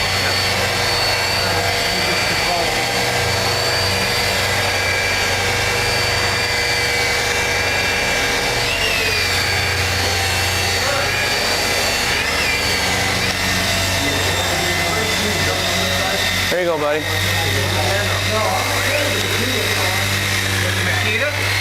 A Makita that looks like a DeWALT? I'm sorry. Oh no, that's a Makita, Robert. I'm looking at the color blue over here. That's what it was.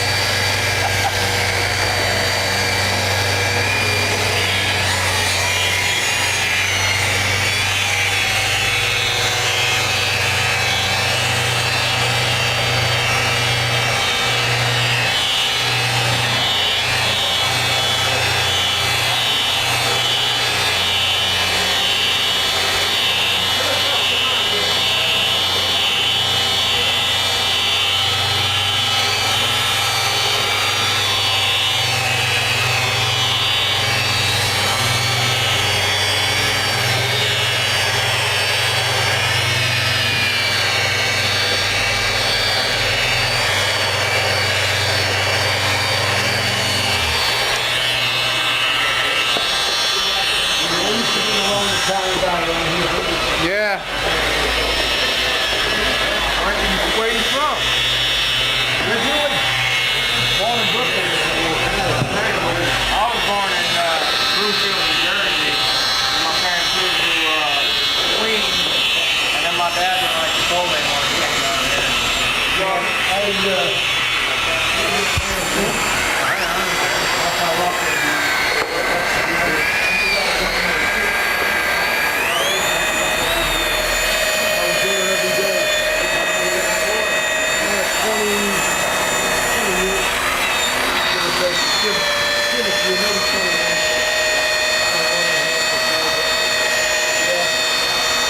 family moved down here.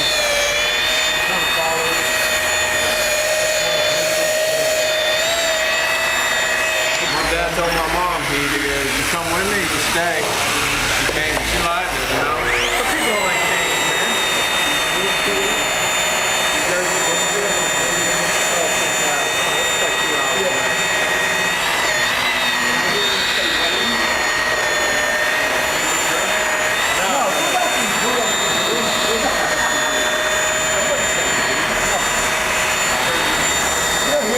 Have another beer from New York. No, he's a cracker. What are you doing? I'm from the second greatest state in the union. Oregon? New Jersey.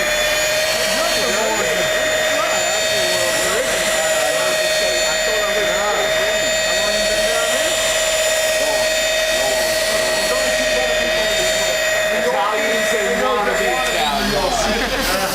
Nobody wants to be a New Yorker. Well, actually, there's only Work on Wall Street. there's only two kinds. Man, look at his nose. Look at his nose. Am I in your way, Paul?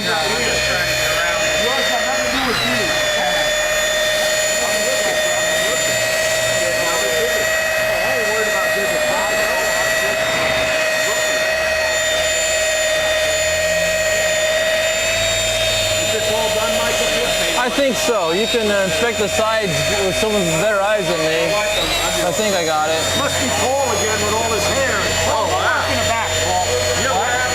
Work in the back with all his hair. She works 7 on 7 on. I feel like I'm doing a white German Shepherd, Paul. Oh, very nice. For an old detailer from California, you're all right. Oh, hey, thanks, Robert.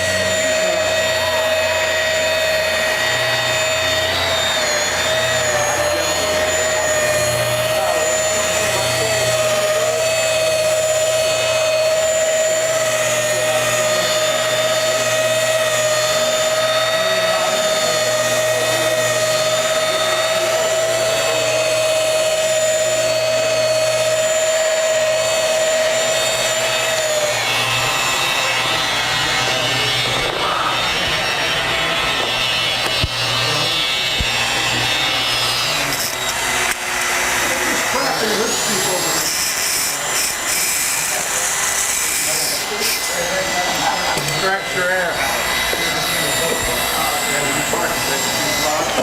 Bondo on your foot scoop over here?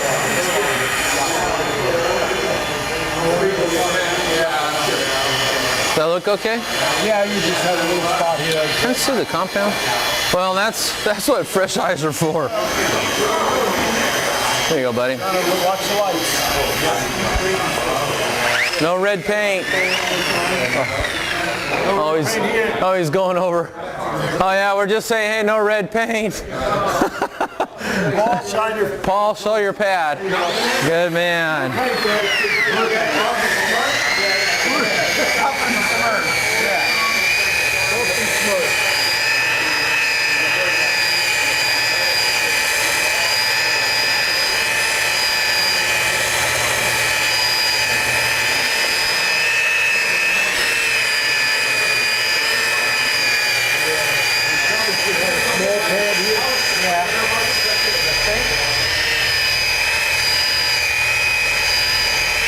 I don't think I have any. I think they're all in Lincoln, Nebraska.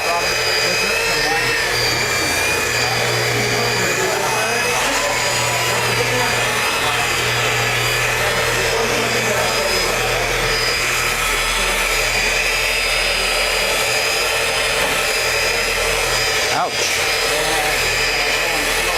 Want me to hold that up? Would that help? Just enough to get it in there? You want to try this machine? It's got a little more backing space. Yeah, here. That or, you hold it up. Let me... You want to try it? You guys got a load. We can put an extension on it. Let's just say this is a little taller. You want to try this? This was a tricky part right in here, so we had to hand sand the side. So we had to hand sand the sides, and then we had to come in and cut our sanding marks out of here by holding the pad on edge like this, and then run along the edge to get them out right next to that curve right there. And then also we sanded right up to the inside of this, so getting them out of there is a little bit on the tricky spot. Looks like it came out okay though.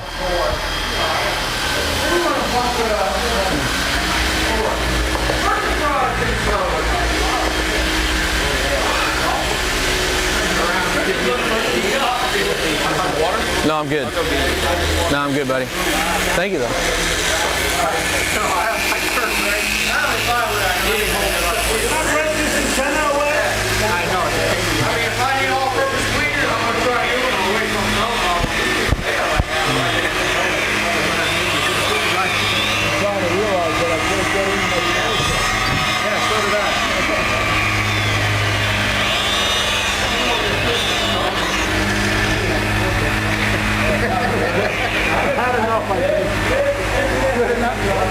I'll see in a second. Let me do it before. No. Had your fill on there? No, I'll go in over the top of it.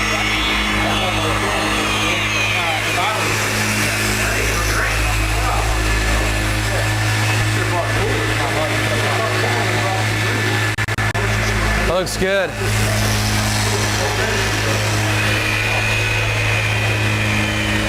Careful. Hey.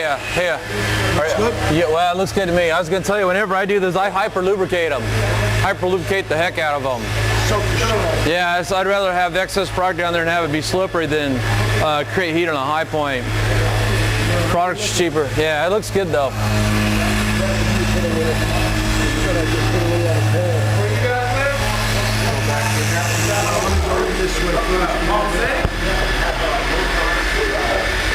Isn't it fun?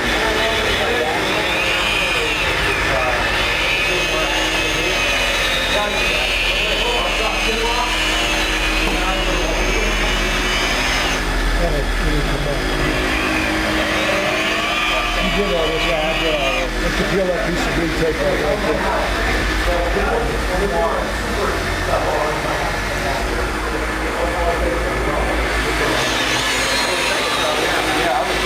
Mike, Yeah. when we put the super duper stuff, the lazy stuff, so we don't have to wax it, Yeah. all the tape comes off. Then. Oh yeah, we should take the tape off for the last machine polishing process. Yeah, so let's go ahead and stop. Let's We're stop. on Nano now. Yeah, I know, and that's my fault for getting too caught up in the sanding to... So hey guys, turn the buffers off for a second. Hey guys. Hey, just real quick, my fault. Sometimes you get kind of busy up here and you get focused on something that's real important. You don't want to make a mistake. You forget something really small. After we get done with the compounding and the first polishing step, before we go to the last machine polishing step, we usually de-tape the car.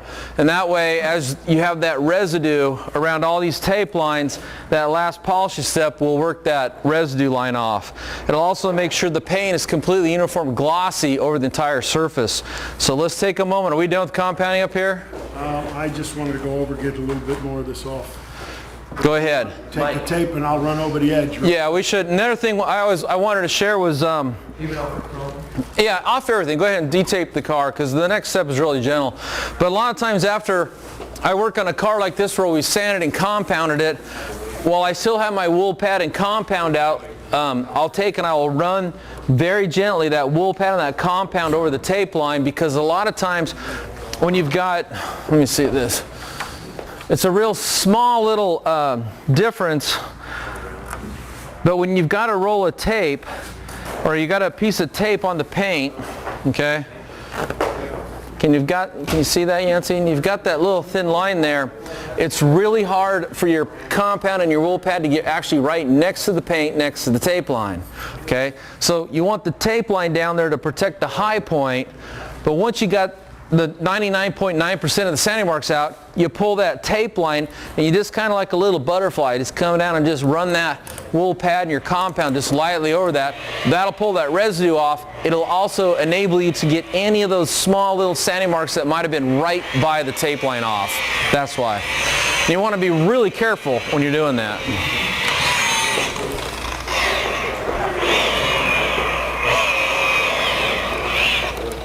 I think detaping's the fun part, don't you guys? John liked the way it looked. Somebody's going to put blue pinstriping on. Personally, I like the destructiveness of a rotary buffer in the wool pad. Hey guys, let's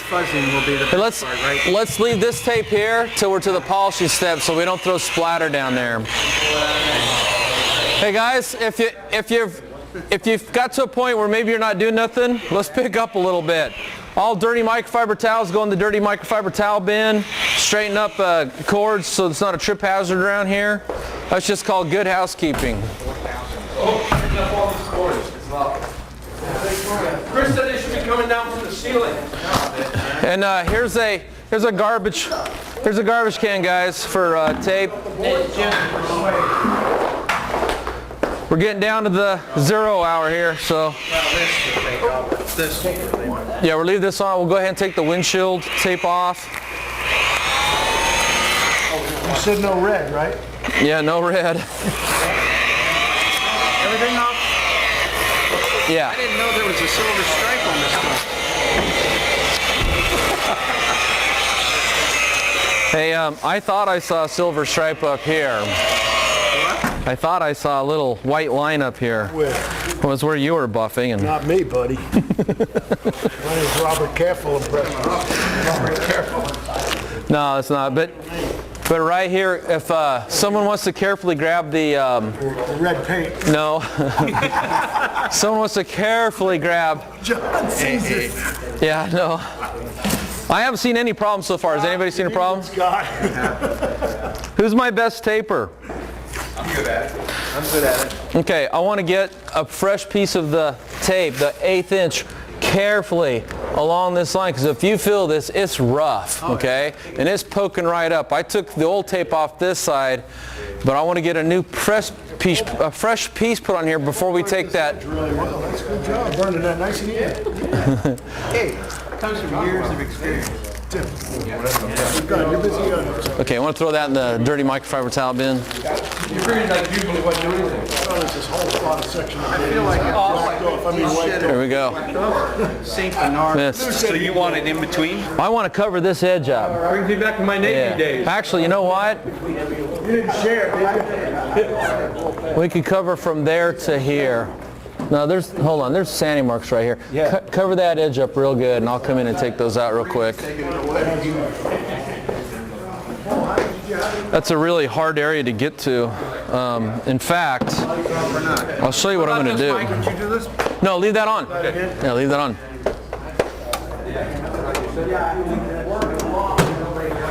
Well, I knew there was tape in there. I've never opened a Ford Mustang. We're just hitting the tape line with the Nano. Yeah. Just Nano white patch. Clean it up a little bit. Yep. There you go. Throw that plug in there. Yeah.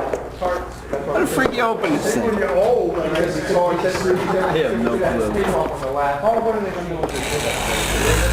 How do you open your hood, buddy? I've never opened a Mustang hood. Actually, I did. You got green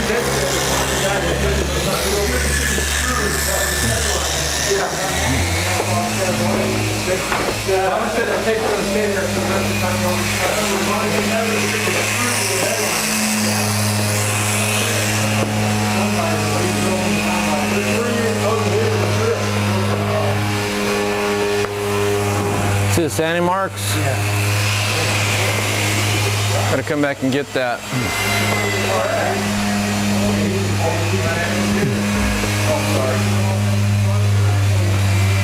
Sorry, you're not to put marks in the tape.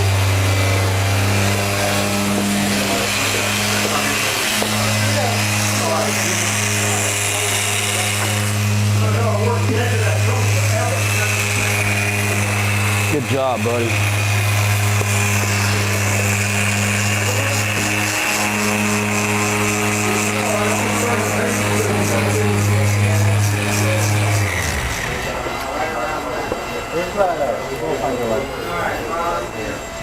I'll get it. It's over there on the bench. Okay, that's gone.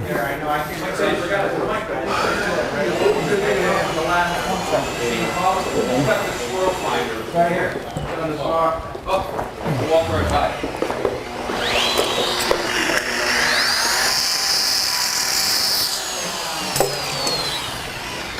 Only one light works on it? Yeah, I dropped it tonight. You gotta put a new bulb in it. Sorry. You're okay. Should be on the,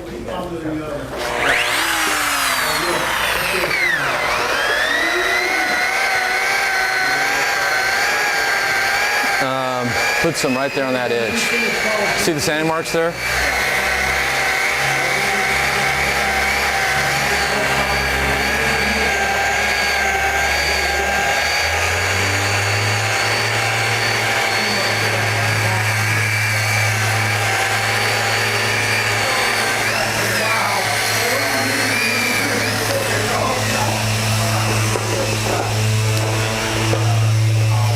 Hey, who smeared compound all over this gap here, man?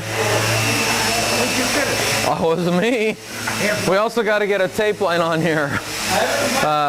Hold on, let me save that compound. Now, hold on, before you tape that, try to run a cloth down there and clean that up. Okay, I need everybody to get their second wind now. We're in the home stretch here.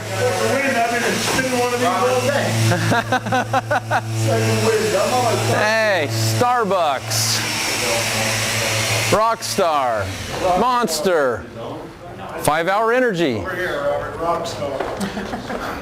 That's what we should have here at Autogeek. Autogeek's 5-hour energy. That with Mike's hot sauce. With my hot sauce, right. Come on, Okay, so, hey guys, I'm coming, I'm getting my wire untangled. what are you guys compounding right now? We're doing tape line and just because, yeah, but listen, I polished this side so that edge doesn't need any polish.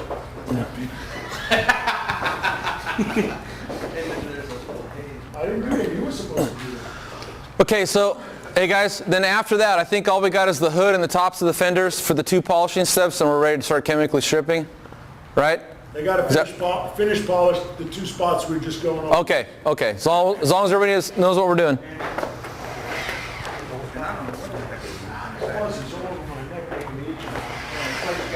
Some guy got fuzzy attack today. On this door handle.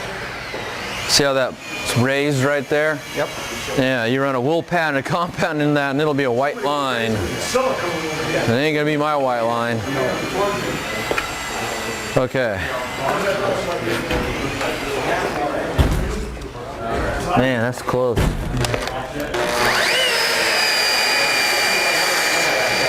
Hey, could you step back so the camera can see?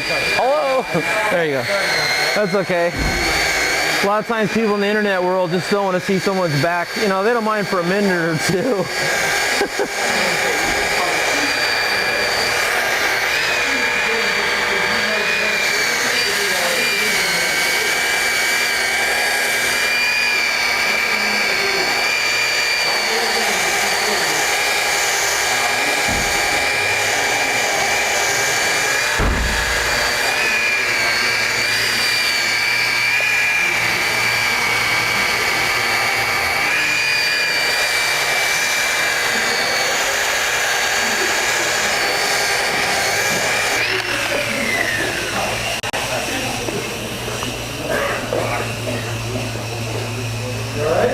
Okay, so there's sanding marks right there on that edge. Am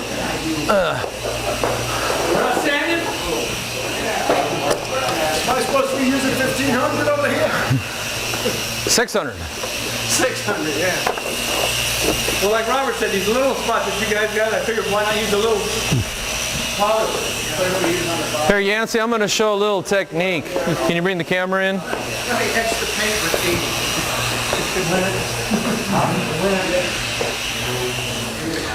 Okay, there are some sanding marks that are right here where the body line curves up, and there's a hard edge on this side. We've taped off this side, but it's really hard to get even a 6.5-inch wool pad right into this area and push without possibly causing some problem. So what I did is I put some of the compound on a microfiber pad, and I'm going to go in here, I'm going to rub that out, and that's going to work, but it's going to leave what you call toweling marks. No big deal, because then I can come in here with either a foam pad or even my wool pad and just lightly graze over that, and that'll pull out the toweling marks. So sometimes you can work by hand and then do the cleanup by machine. Now as I'm pushing on here, I'm really pushing hard. I'd say there's probably about 20 pounds of pressure. So I'm really getting down there and putting some passion behind the pad.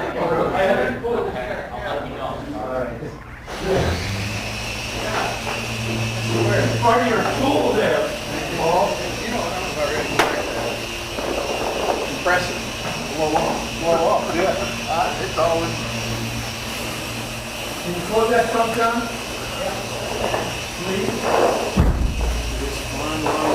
They're almost gone. They're right there on the edge. So I got to get down here and do it again.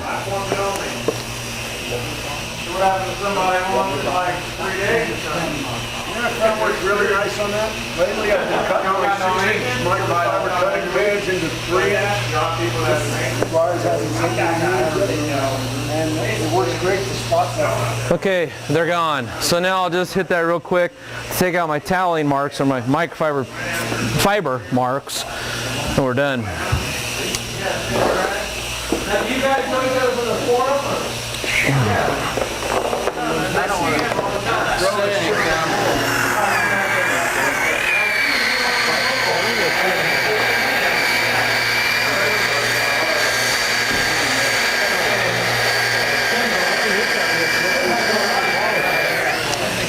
Yeah, Hit the front edge. yeah, hold it. Okay, John, could you grab that compound there? Hey, Yancey, you want to show another little tip here? There you go.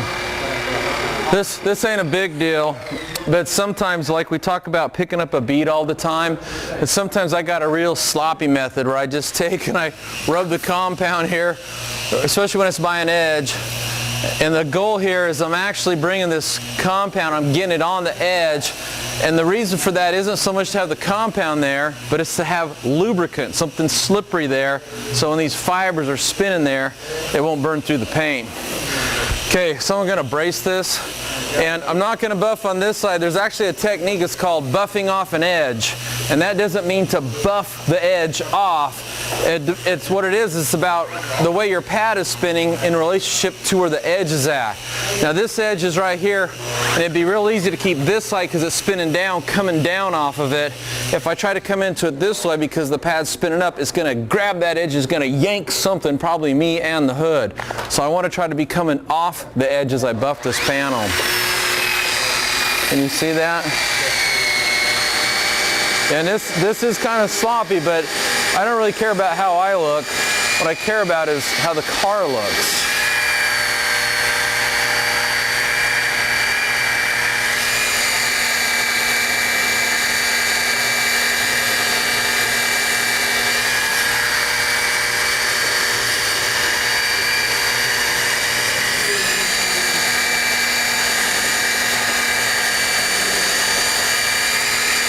So watch your eyes.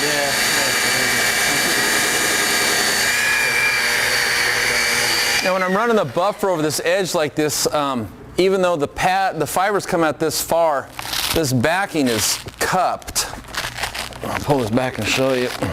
There's actually a curved hard plastic cup inside here, and when you're putting pressure on this, there's actually nothing going on out here. This is just all fluffy. The pressure's right here. So when it can look like I'm buffing on the edge, there's actually no pressure out here. It's right here that I'm putting the pressure on. And that's pulling out these sanding marks right along the edge of this hood here.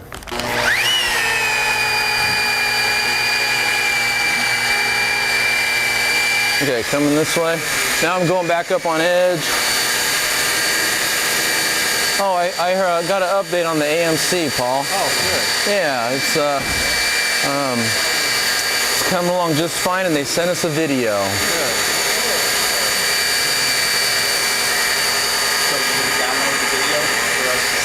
Well, they're emailing us a DVD with the video on it, and Yancey will take and process it and do his magic, and then we'll all be able to see it.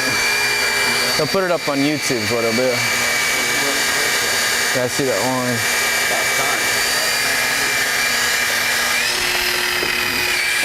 Sorry, I had wool pad fuzzies on my nose. Really? No. No. That doesn't ever happen. But outside, at least it blows away. Here, it just keeps blowing around. Okay, hey guys, how about a fresh set of eyes? Let's give this some white, make sure the sandy marks are all out of there.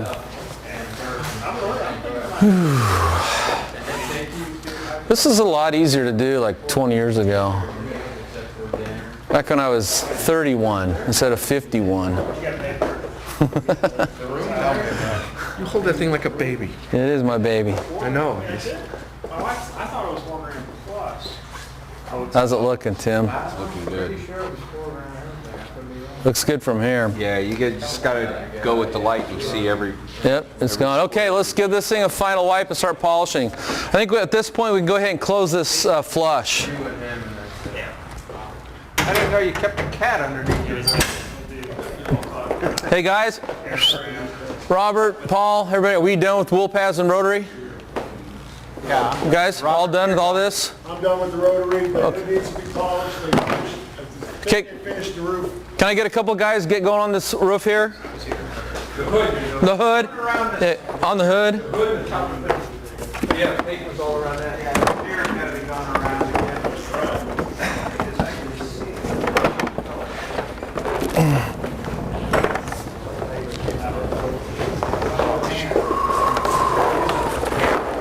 Oops. Thanks, Ken. Where the machine doesn't go, the hand does. Okay, I'm going to show you how to clean some pads real quick here. That's cool. Yeah, just so some guys maybe never seen this before, they can check this out. Finally sword at seam. Yeah, my buddy Chris Lamb, or Doug Lamb invented this a number of years ago. It's a pretty cool little tool. Actually, you need both the spur and a pad washer. So this is a, this is a Grit Guard universal pad washer. And just real quickly, while these guys are getting ready to polish the hood, I'll show you. We got some pads here. We want to clean these up. But this has what they call these water injection pumps down here. Basically, all that is just there's a spring inside there. I'll hold it still. Can you see that? Okay, there's a spring inside. There's actually stainless steel, so it won't rust. And it fits down on what they call the Vortex base. And I've got some Detailer's pad cleaning solution in here. And when you push down on this, see that it squirts the water up. And there's 4 of these, okay? And then you put the Grit Guard insert on top of there. And put the splash guard lid down there. And then what you do is, because that water is pushed up as you pump down, you don't just sit this thing down here and turn it on, you pump it up and down. And I want to show you another little technique. Real quickly, I'm going to grab an extension here.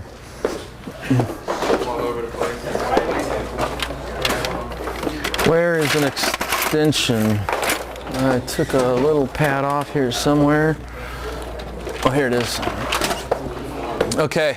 This is called an adapter for a double-sided pad, and that's because you can't have all these threads sticking out the other side of a double-sided pad to hit the paint. So if you're going to use a double-sided pad, you put this adapter on. I like to use it as an extension, especially if I'm going to clean a bunch of pads. So now I take and put my backing plate onto that, and the whole reason for this, I got an article about this up on the forum, by the way. Whole reason for this is because when I want to pump this thing up and down, the body of the tool is going to hit the lid. So by putting this adapter in here, it just makes it a little bit easier. Okay, so now that it's in here, I'm going to set my speed on about the 3. I'm going to start pumping this on and turning it on.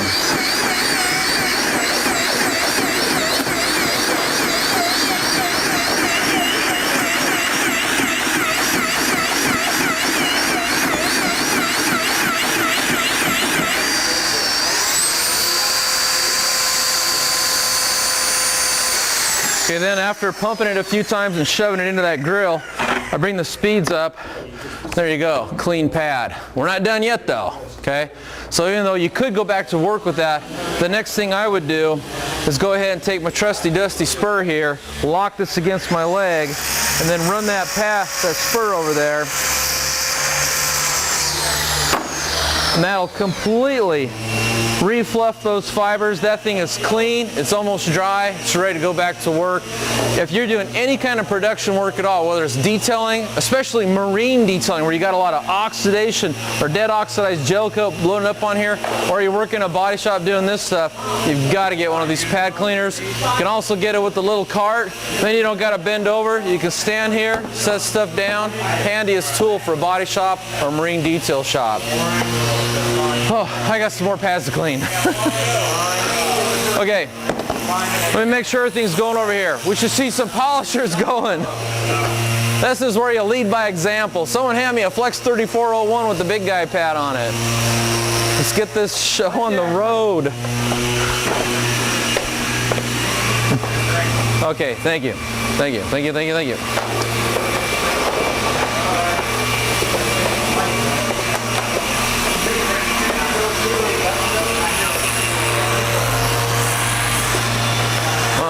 Extension cord. Okay,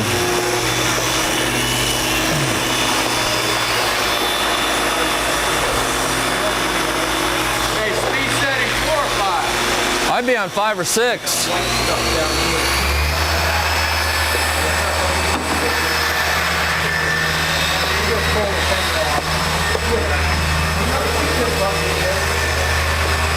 Yancy, can we do another video?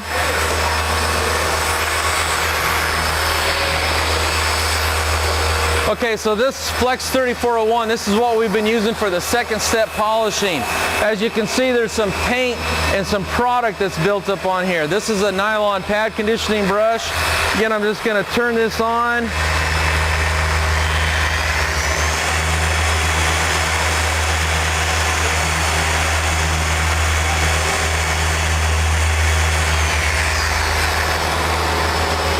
Fill that up.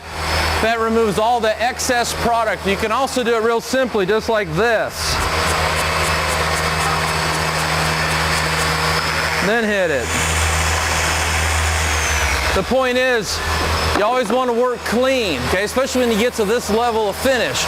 This thing's looking like it don't even need to be polished, but we're going to polish it 2 more times, and I want to make sure this pad is perfectly clean.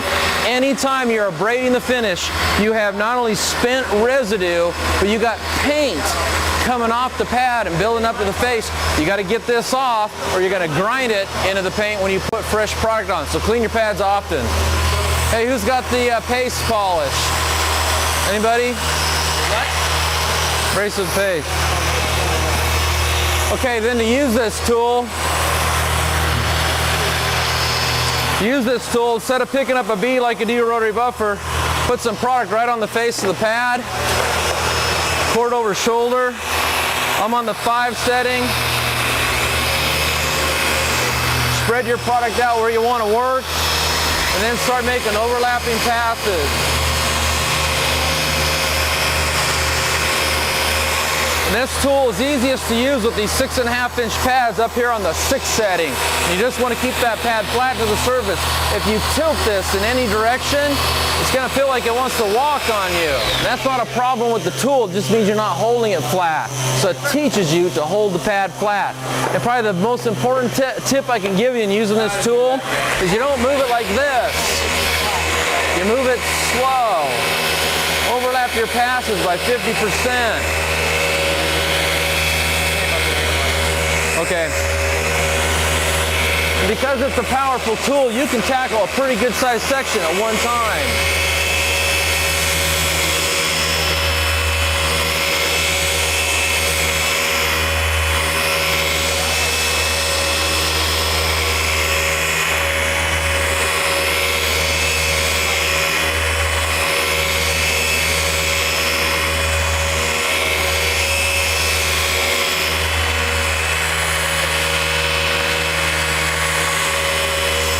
How we doing, Robert? I'm B2.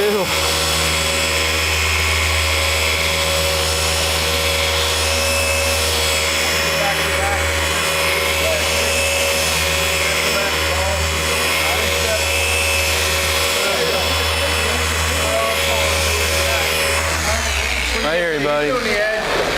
Right here.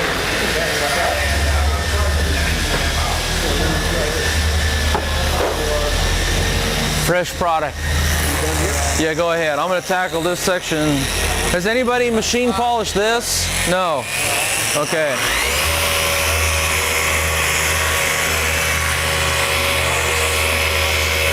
Okay, watch that coming in.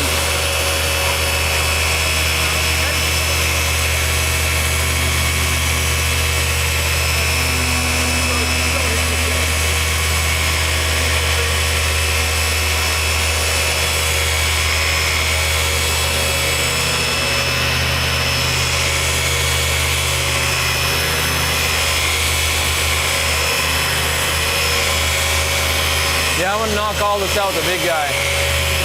Yeah, for sure, yeah. It leaves a much nicer finish.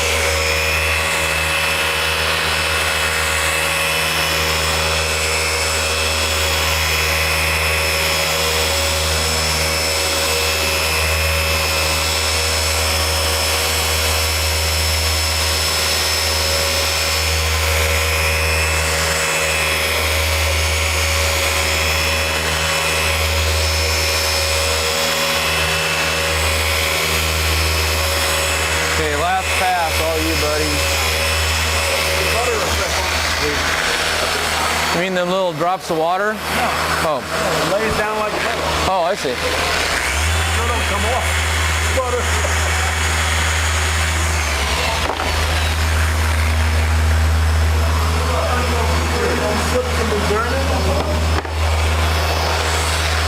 Actually, I thought I wiped off pretty easy. I'm gonna assume no one's done the scoop. I don't think so. I'm not polishing. Okay, I'm gonna get in here and lean real or not try not to lean real carefully on here. Just be careful. Don't lean on it.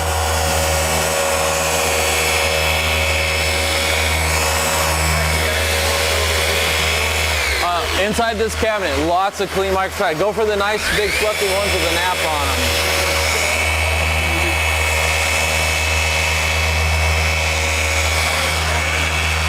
It don't matter as long as they're clean and fluffy. I have a rule. The best microfiber towel is the one closest to my hand.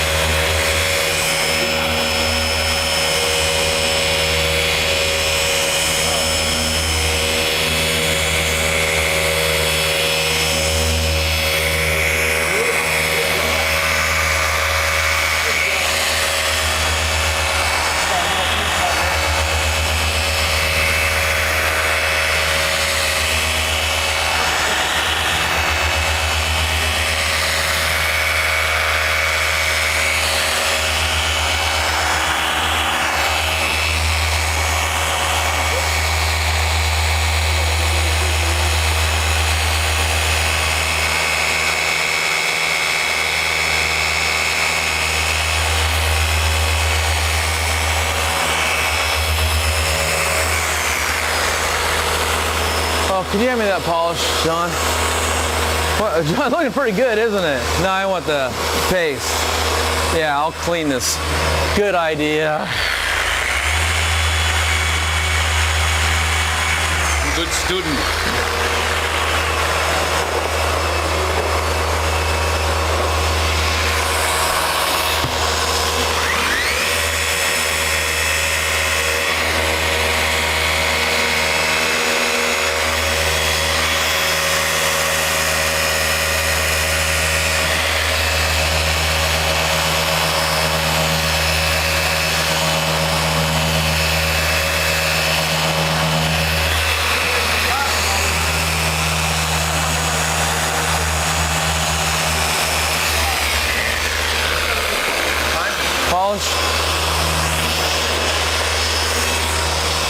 Nancy, want to get something?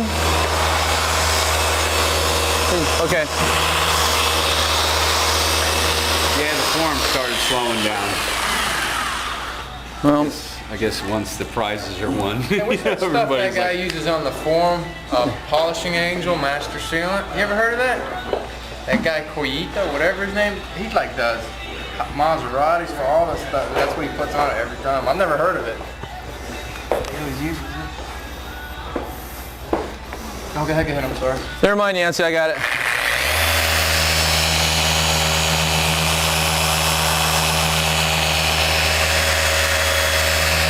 Okay, I'll show you. Just show real quick, polish. Sometimes when you get into these really thin, hard to, well, they're just a narrow strip of paint. Can you hand me that abrasive paste there? SONAX. SONAX, fine abrasive paste. That is such a funny name. What I like to do is go ahead and put some product right on the edge, you know, so the pad is lubricated, plus it has abrasives there. Then just take your finger, work that in, turn the pad, work that in, okay. There you go. Okay. Now I want to come up here and I get this part and this part, and you just got to go up on edge for this.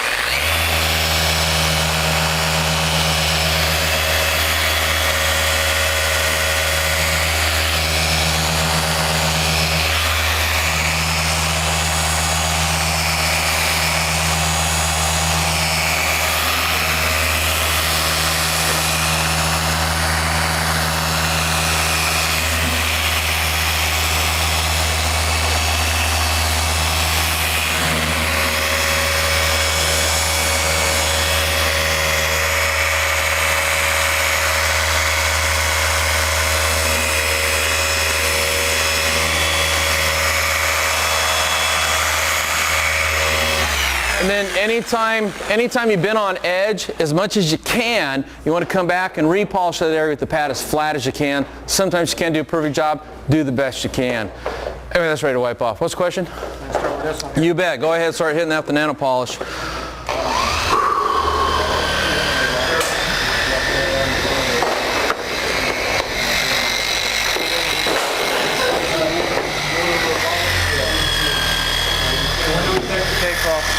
Go ahead and take the tape off. Now, you got that side done all, Ken? That looks good to me. Okay.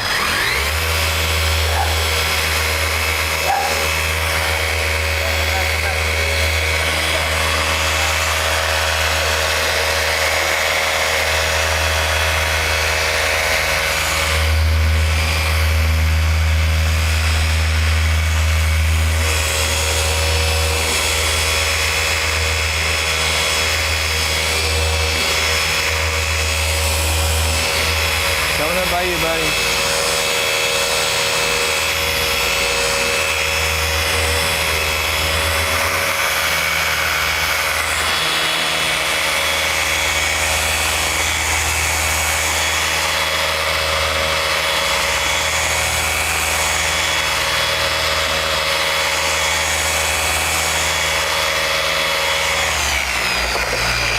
Okay, this ready to wipe off over here.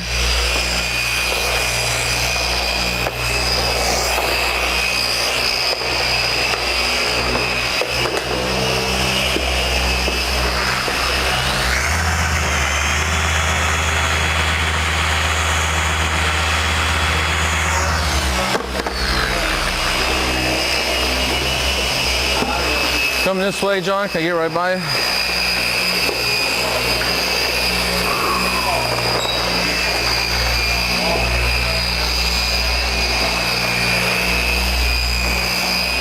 Ken, I want to get in here for a second. I want to redo this side of the hood. I'm going to go over this with a big pad, just because I like how they finish out a little bit better. I don't think so.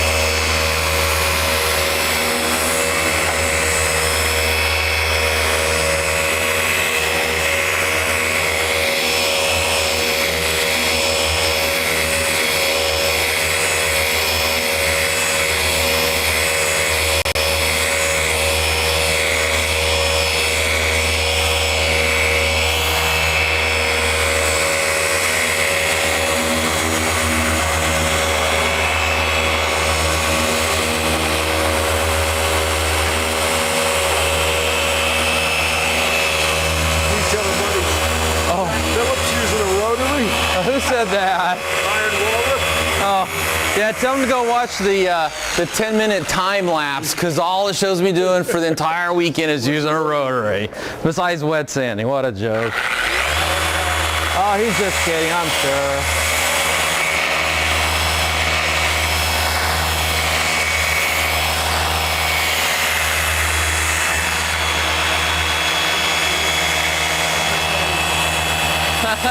Hey, you know, one thing I always say though is there's a lot of different detailers. They all got their personalities, but if they think about it, we all have more in common than we have differences.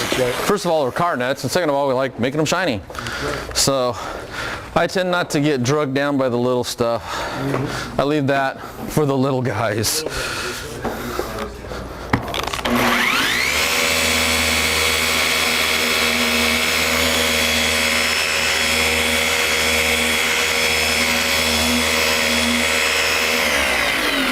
Is that just residue there? Yeah. Okay. Oh, hey, thanks.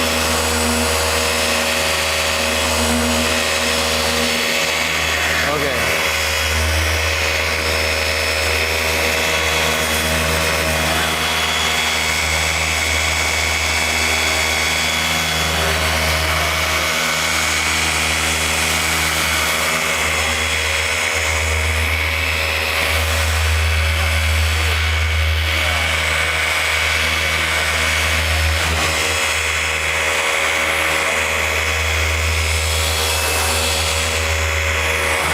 Okay, let's polish this side out. In fact, if someone got, where's the DA polish? I want to switch over to like a Porter cable or something like that for that.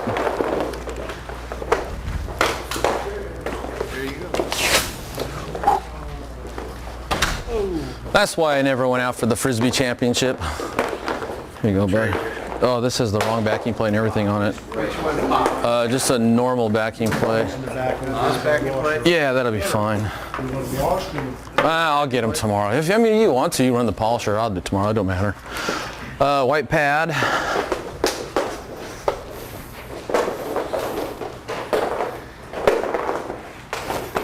Clean towel. Should we sweep the floor? Is there a reason? Yeah, we should just, there's a broom back there. Just anything to get a little cleaner. I think we're down to one extension cord here. I got to do a little bit of finish polishing here, and then we're ready to start putting the wax on. We're coming down to the end of our time limit, aren't we? Okay, this pad has been used just real quick. Someone grab me a terry cloth towel over there, would you? Someone want to make this go away? I need the polish, nano polish. Okay. Okay, thanks. So anytime you're using a DA polisher, this is how you clean your pad on the fly. This is a clean terry cloth towel. It's like a hand towel. DA polisher. I'm going to put this on the 6th setting. That's where I'm usually polishing anyway. I just take my hands just on the back of this thing like this and just shove that in there. Turn it on. Back here I'm doing this. See that? I'm running that pad into there, just shoving that towel into there. What that's going to do is it's going to take any excess product. You can't see it because it's white and the towel's white. But it's going to get that pad really, really clean. Most of the stuff's off. You're ready to go back to work.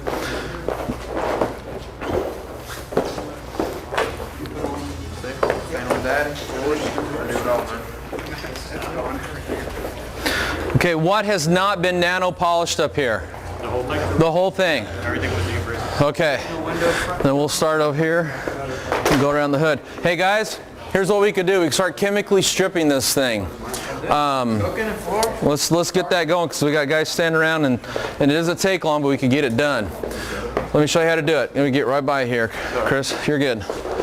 Okay, who's done this before? Anybody? What? Chemically stripped.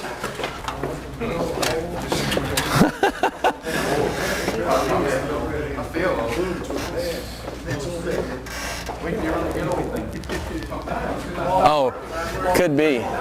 Could be. I don't know. Yeah, it looks like it. Hey guys. Okay, guys. Come here. I want to show you my little favorite tip I learned from Robert D. Trelisi over here. Right now, when you look at this paint, hey guys, bring it together. When you look at the paint, does it look flawless? It does. It looks flawless. It's not a hard test here. Okay, the last thing we want to do is put a scratch back in, right? So before we wipe with anything, look at it. Is it clean? Yes. Look at it. Is it clean? Take your hand and feel it. Does it feel smooth? Yes. Fold it 4 ways. Take the Clean Solve by Worth. Don't spray it at the car. Spray it away from the car. And then anything that's been polished, we need to chemically strip it before we put the G-Technic on. So now just come down here and gently wipe it, okay? Wipe it off. There's some gloves up there. My good friend Rennie Doyle says if the chemical's on you, the chemical's in you. So put some black gloves on first. Yeah. Come back, have someone follow you with the clean microfiber towel. Wipe it gently. So let's go ahead and get everything going. Inspect your towels first. Here's the Clean Solve. Someone take this. I got to go polish.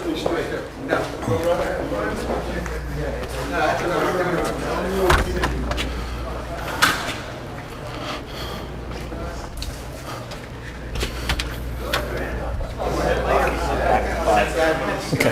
Hey guys, here's 2 more cans. Again, don't spray it at the car. I got to finish the hood.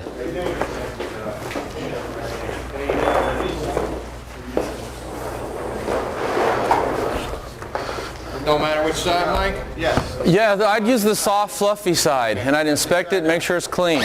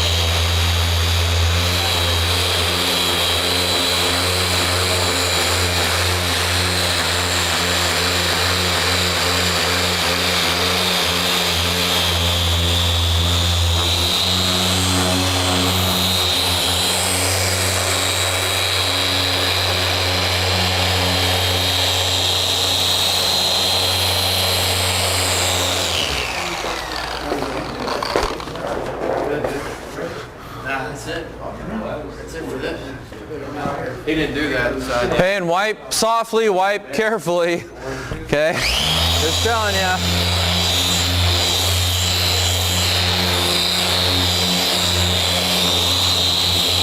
I want to hit this one more time, fresh product.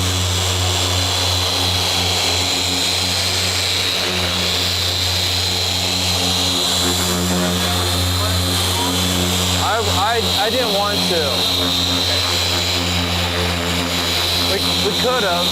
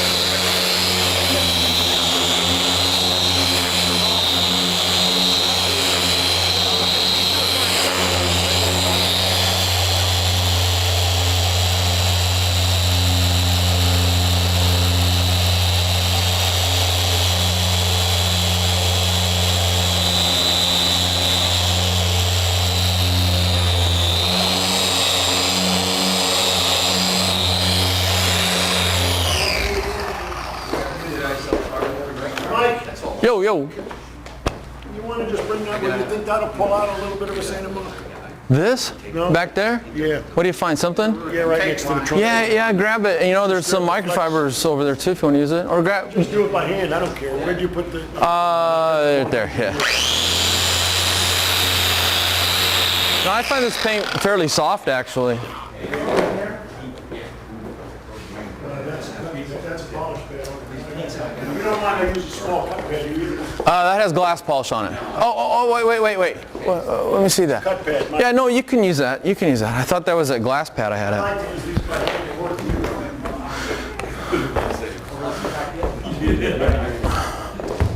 Mike, how would you get like really close around this rubber? I wouldn't. What, you gonna pay me to? You have a car worthy of me getting close, what, a 1/16 of an inch away from the rubber gasket? I'm just asking, John. I wouldn't. I'm a big picture detailer. Hey, from 2 feet away, it looks great. I mean, if you wanted to, you could do all kinds of little things. You could get in there at the smaller pad on a rotary. You could get in there by hand and pull out your tally marks with a rotary. I mean, there's all kinds of ways to do it. But to me, I thought it looked good. beautiful. There you go. That's the owner.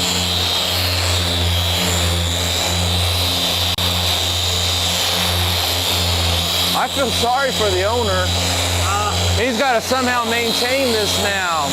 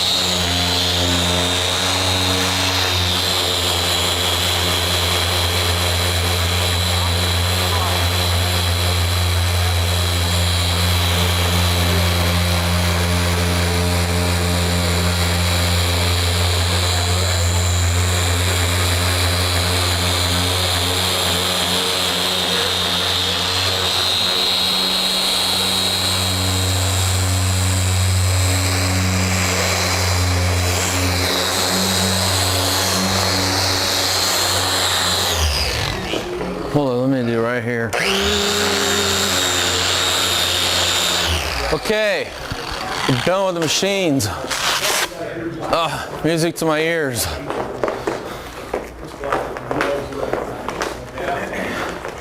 Okay, if we get everybody working on putting this C1 crystal lacquer on, this won't take very long at all. I don't think he needs the crystal. Okay, we need the polish back here. And I just put my polish on. What do we need? Because you were lazy, John. Flux 3401, get it? Yes? Yeah. Flex 30. Where is it? Show me. It's the whole edge. We just went all the way around this whole trunk. Yeah. Come over here, let me do a wrap on. You're going to start recording again. Okay.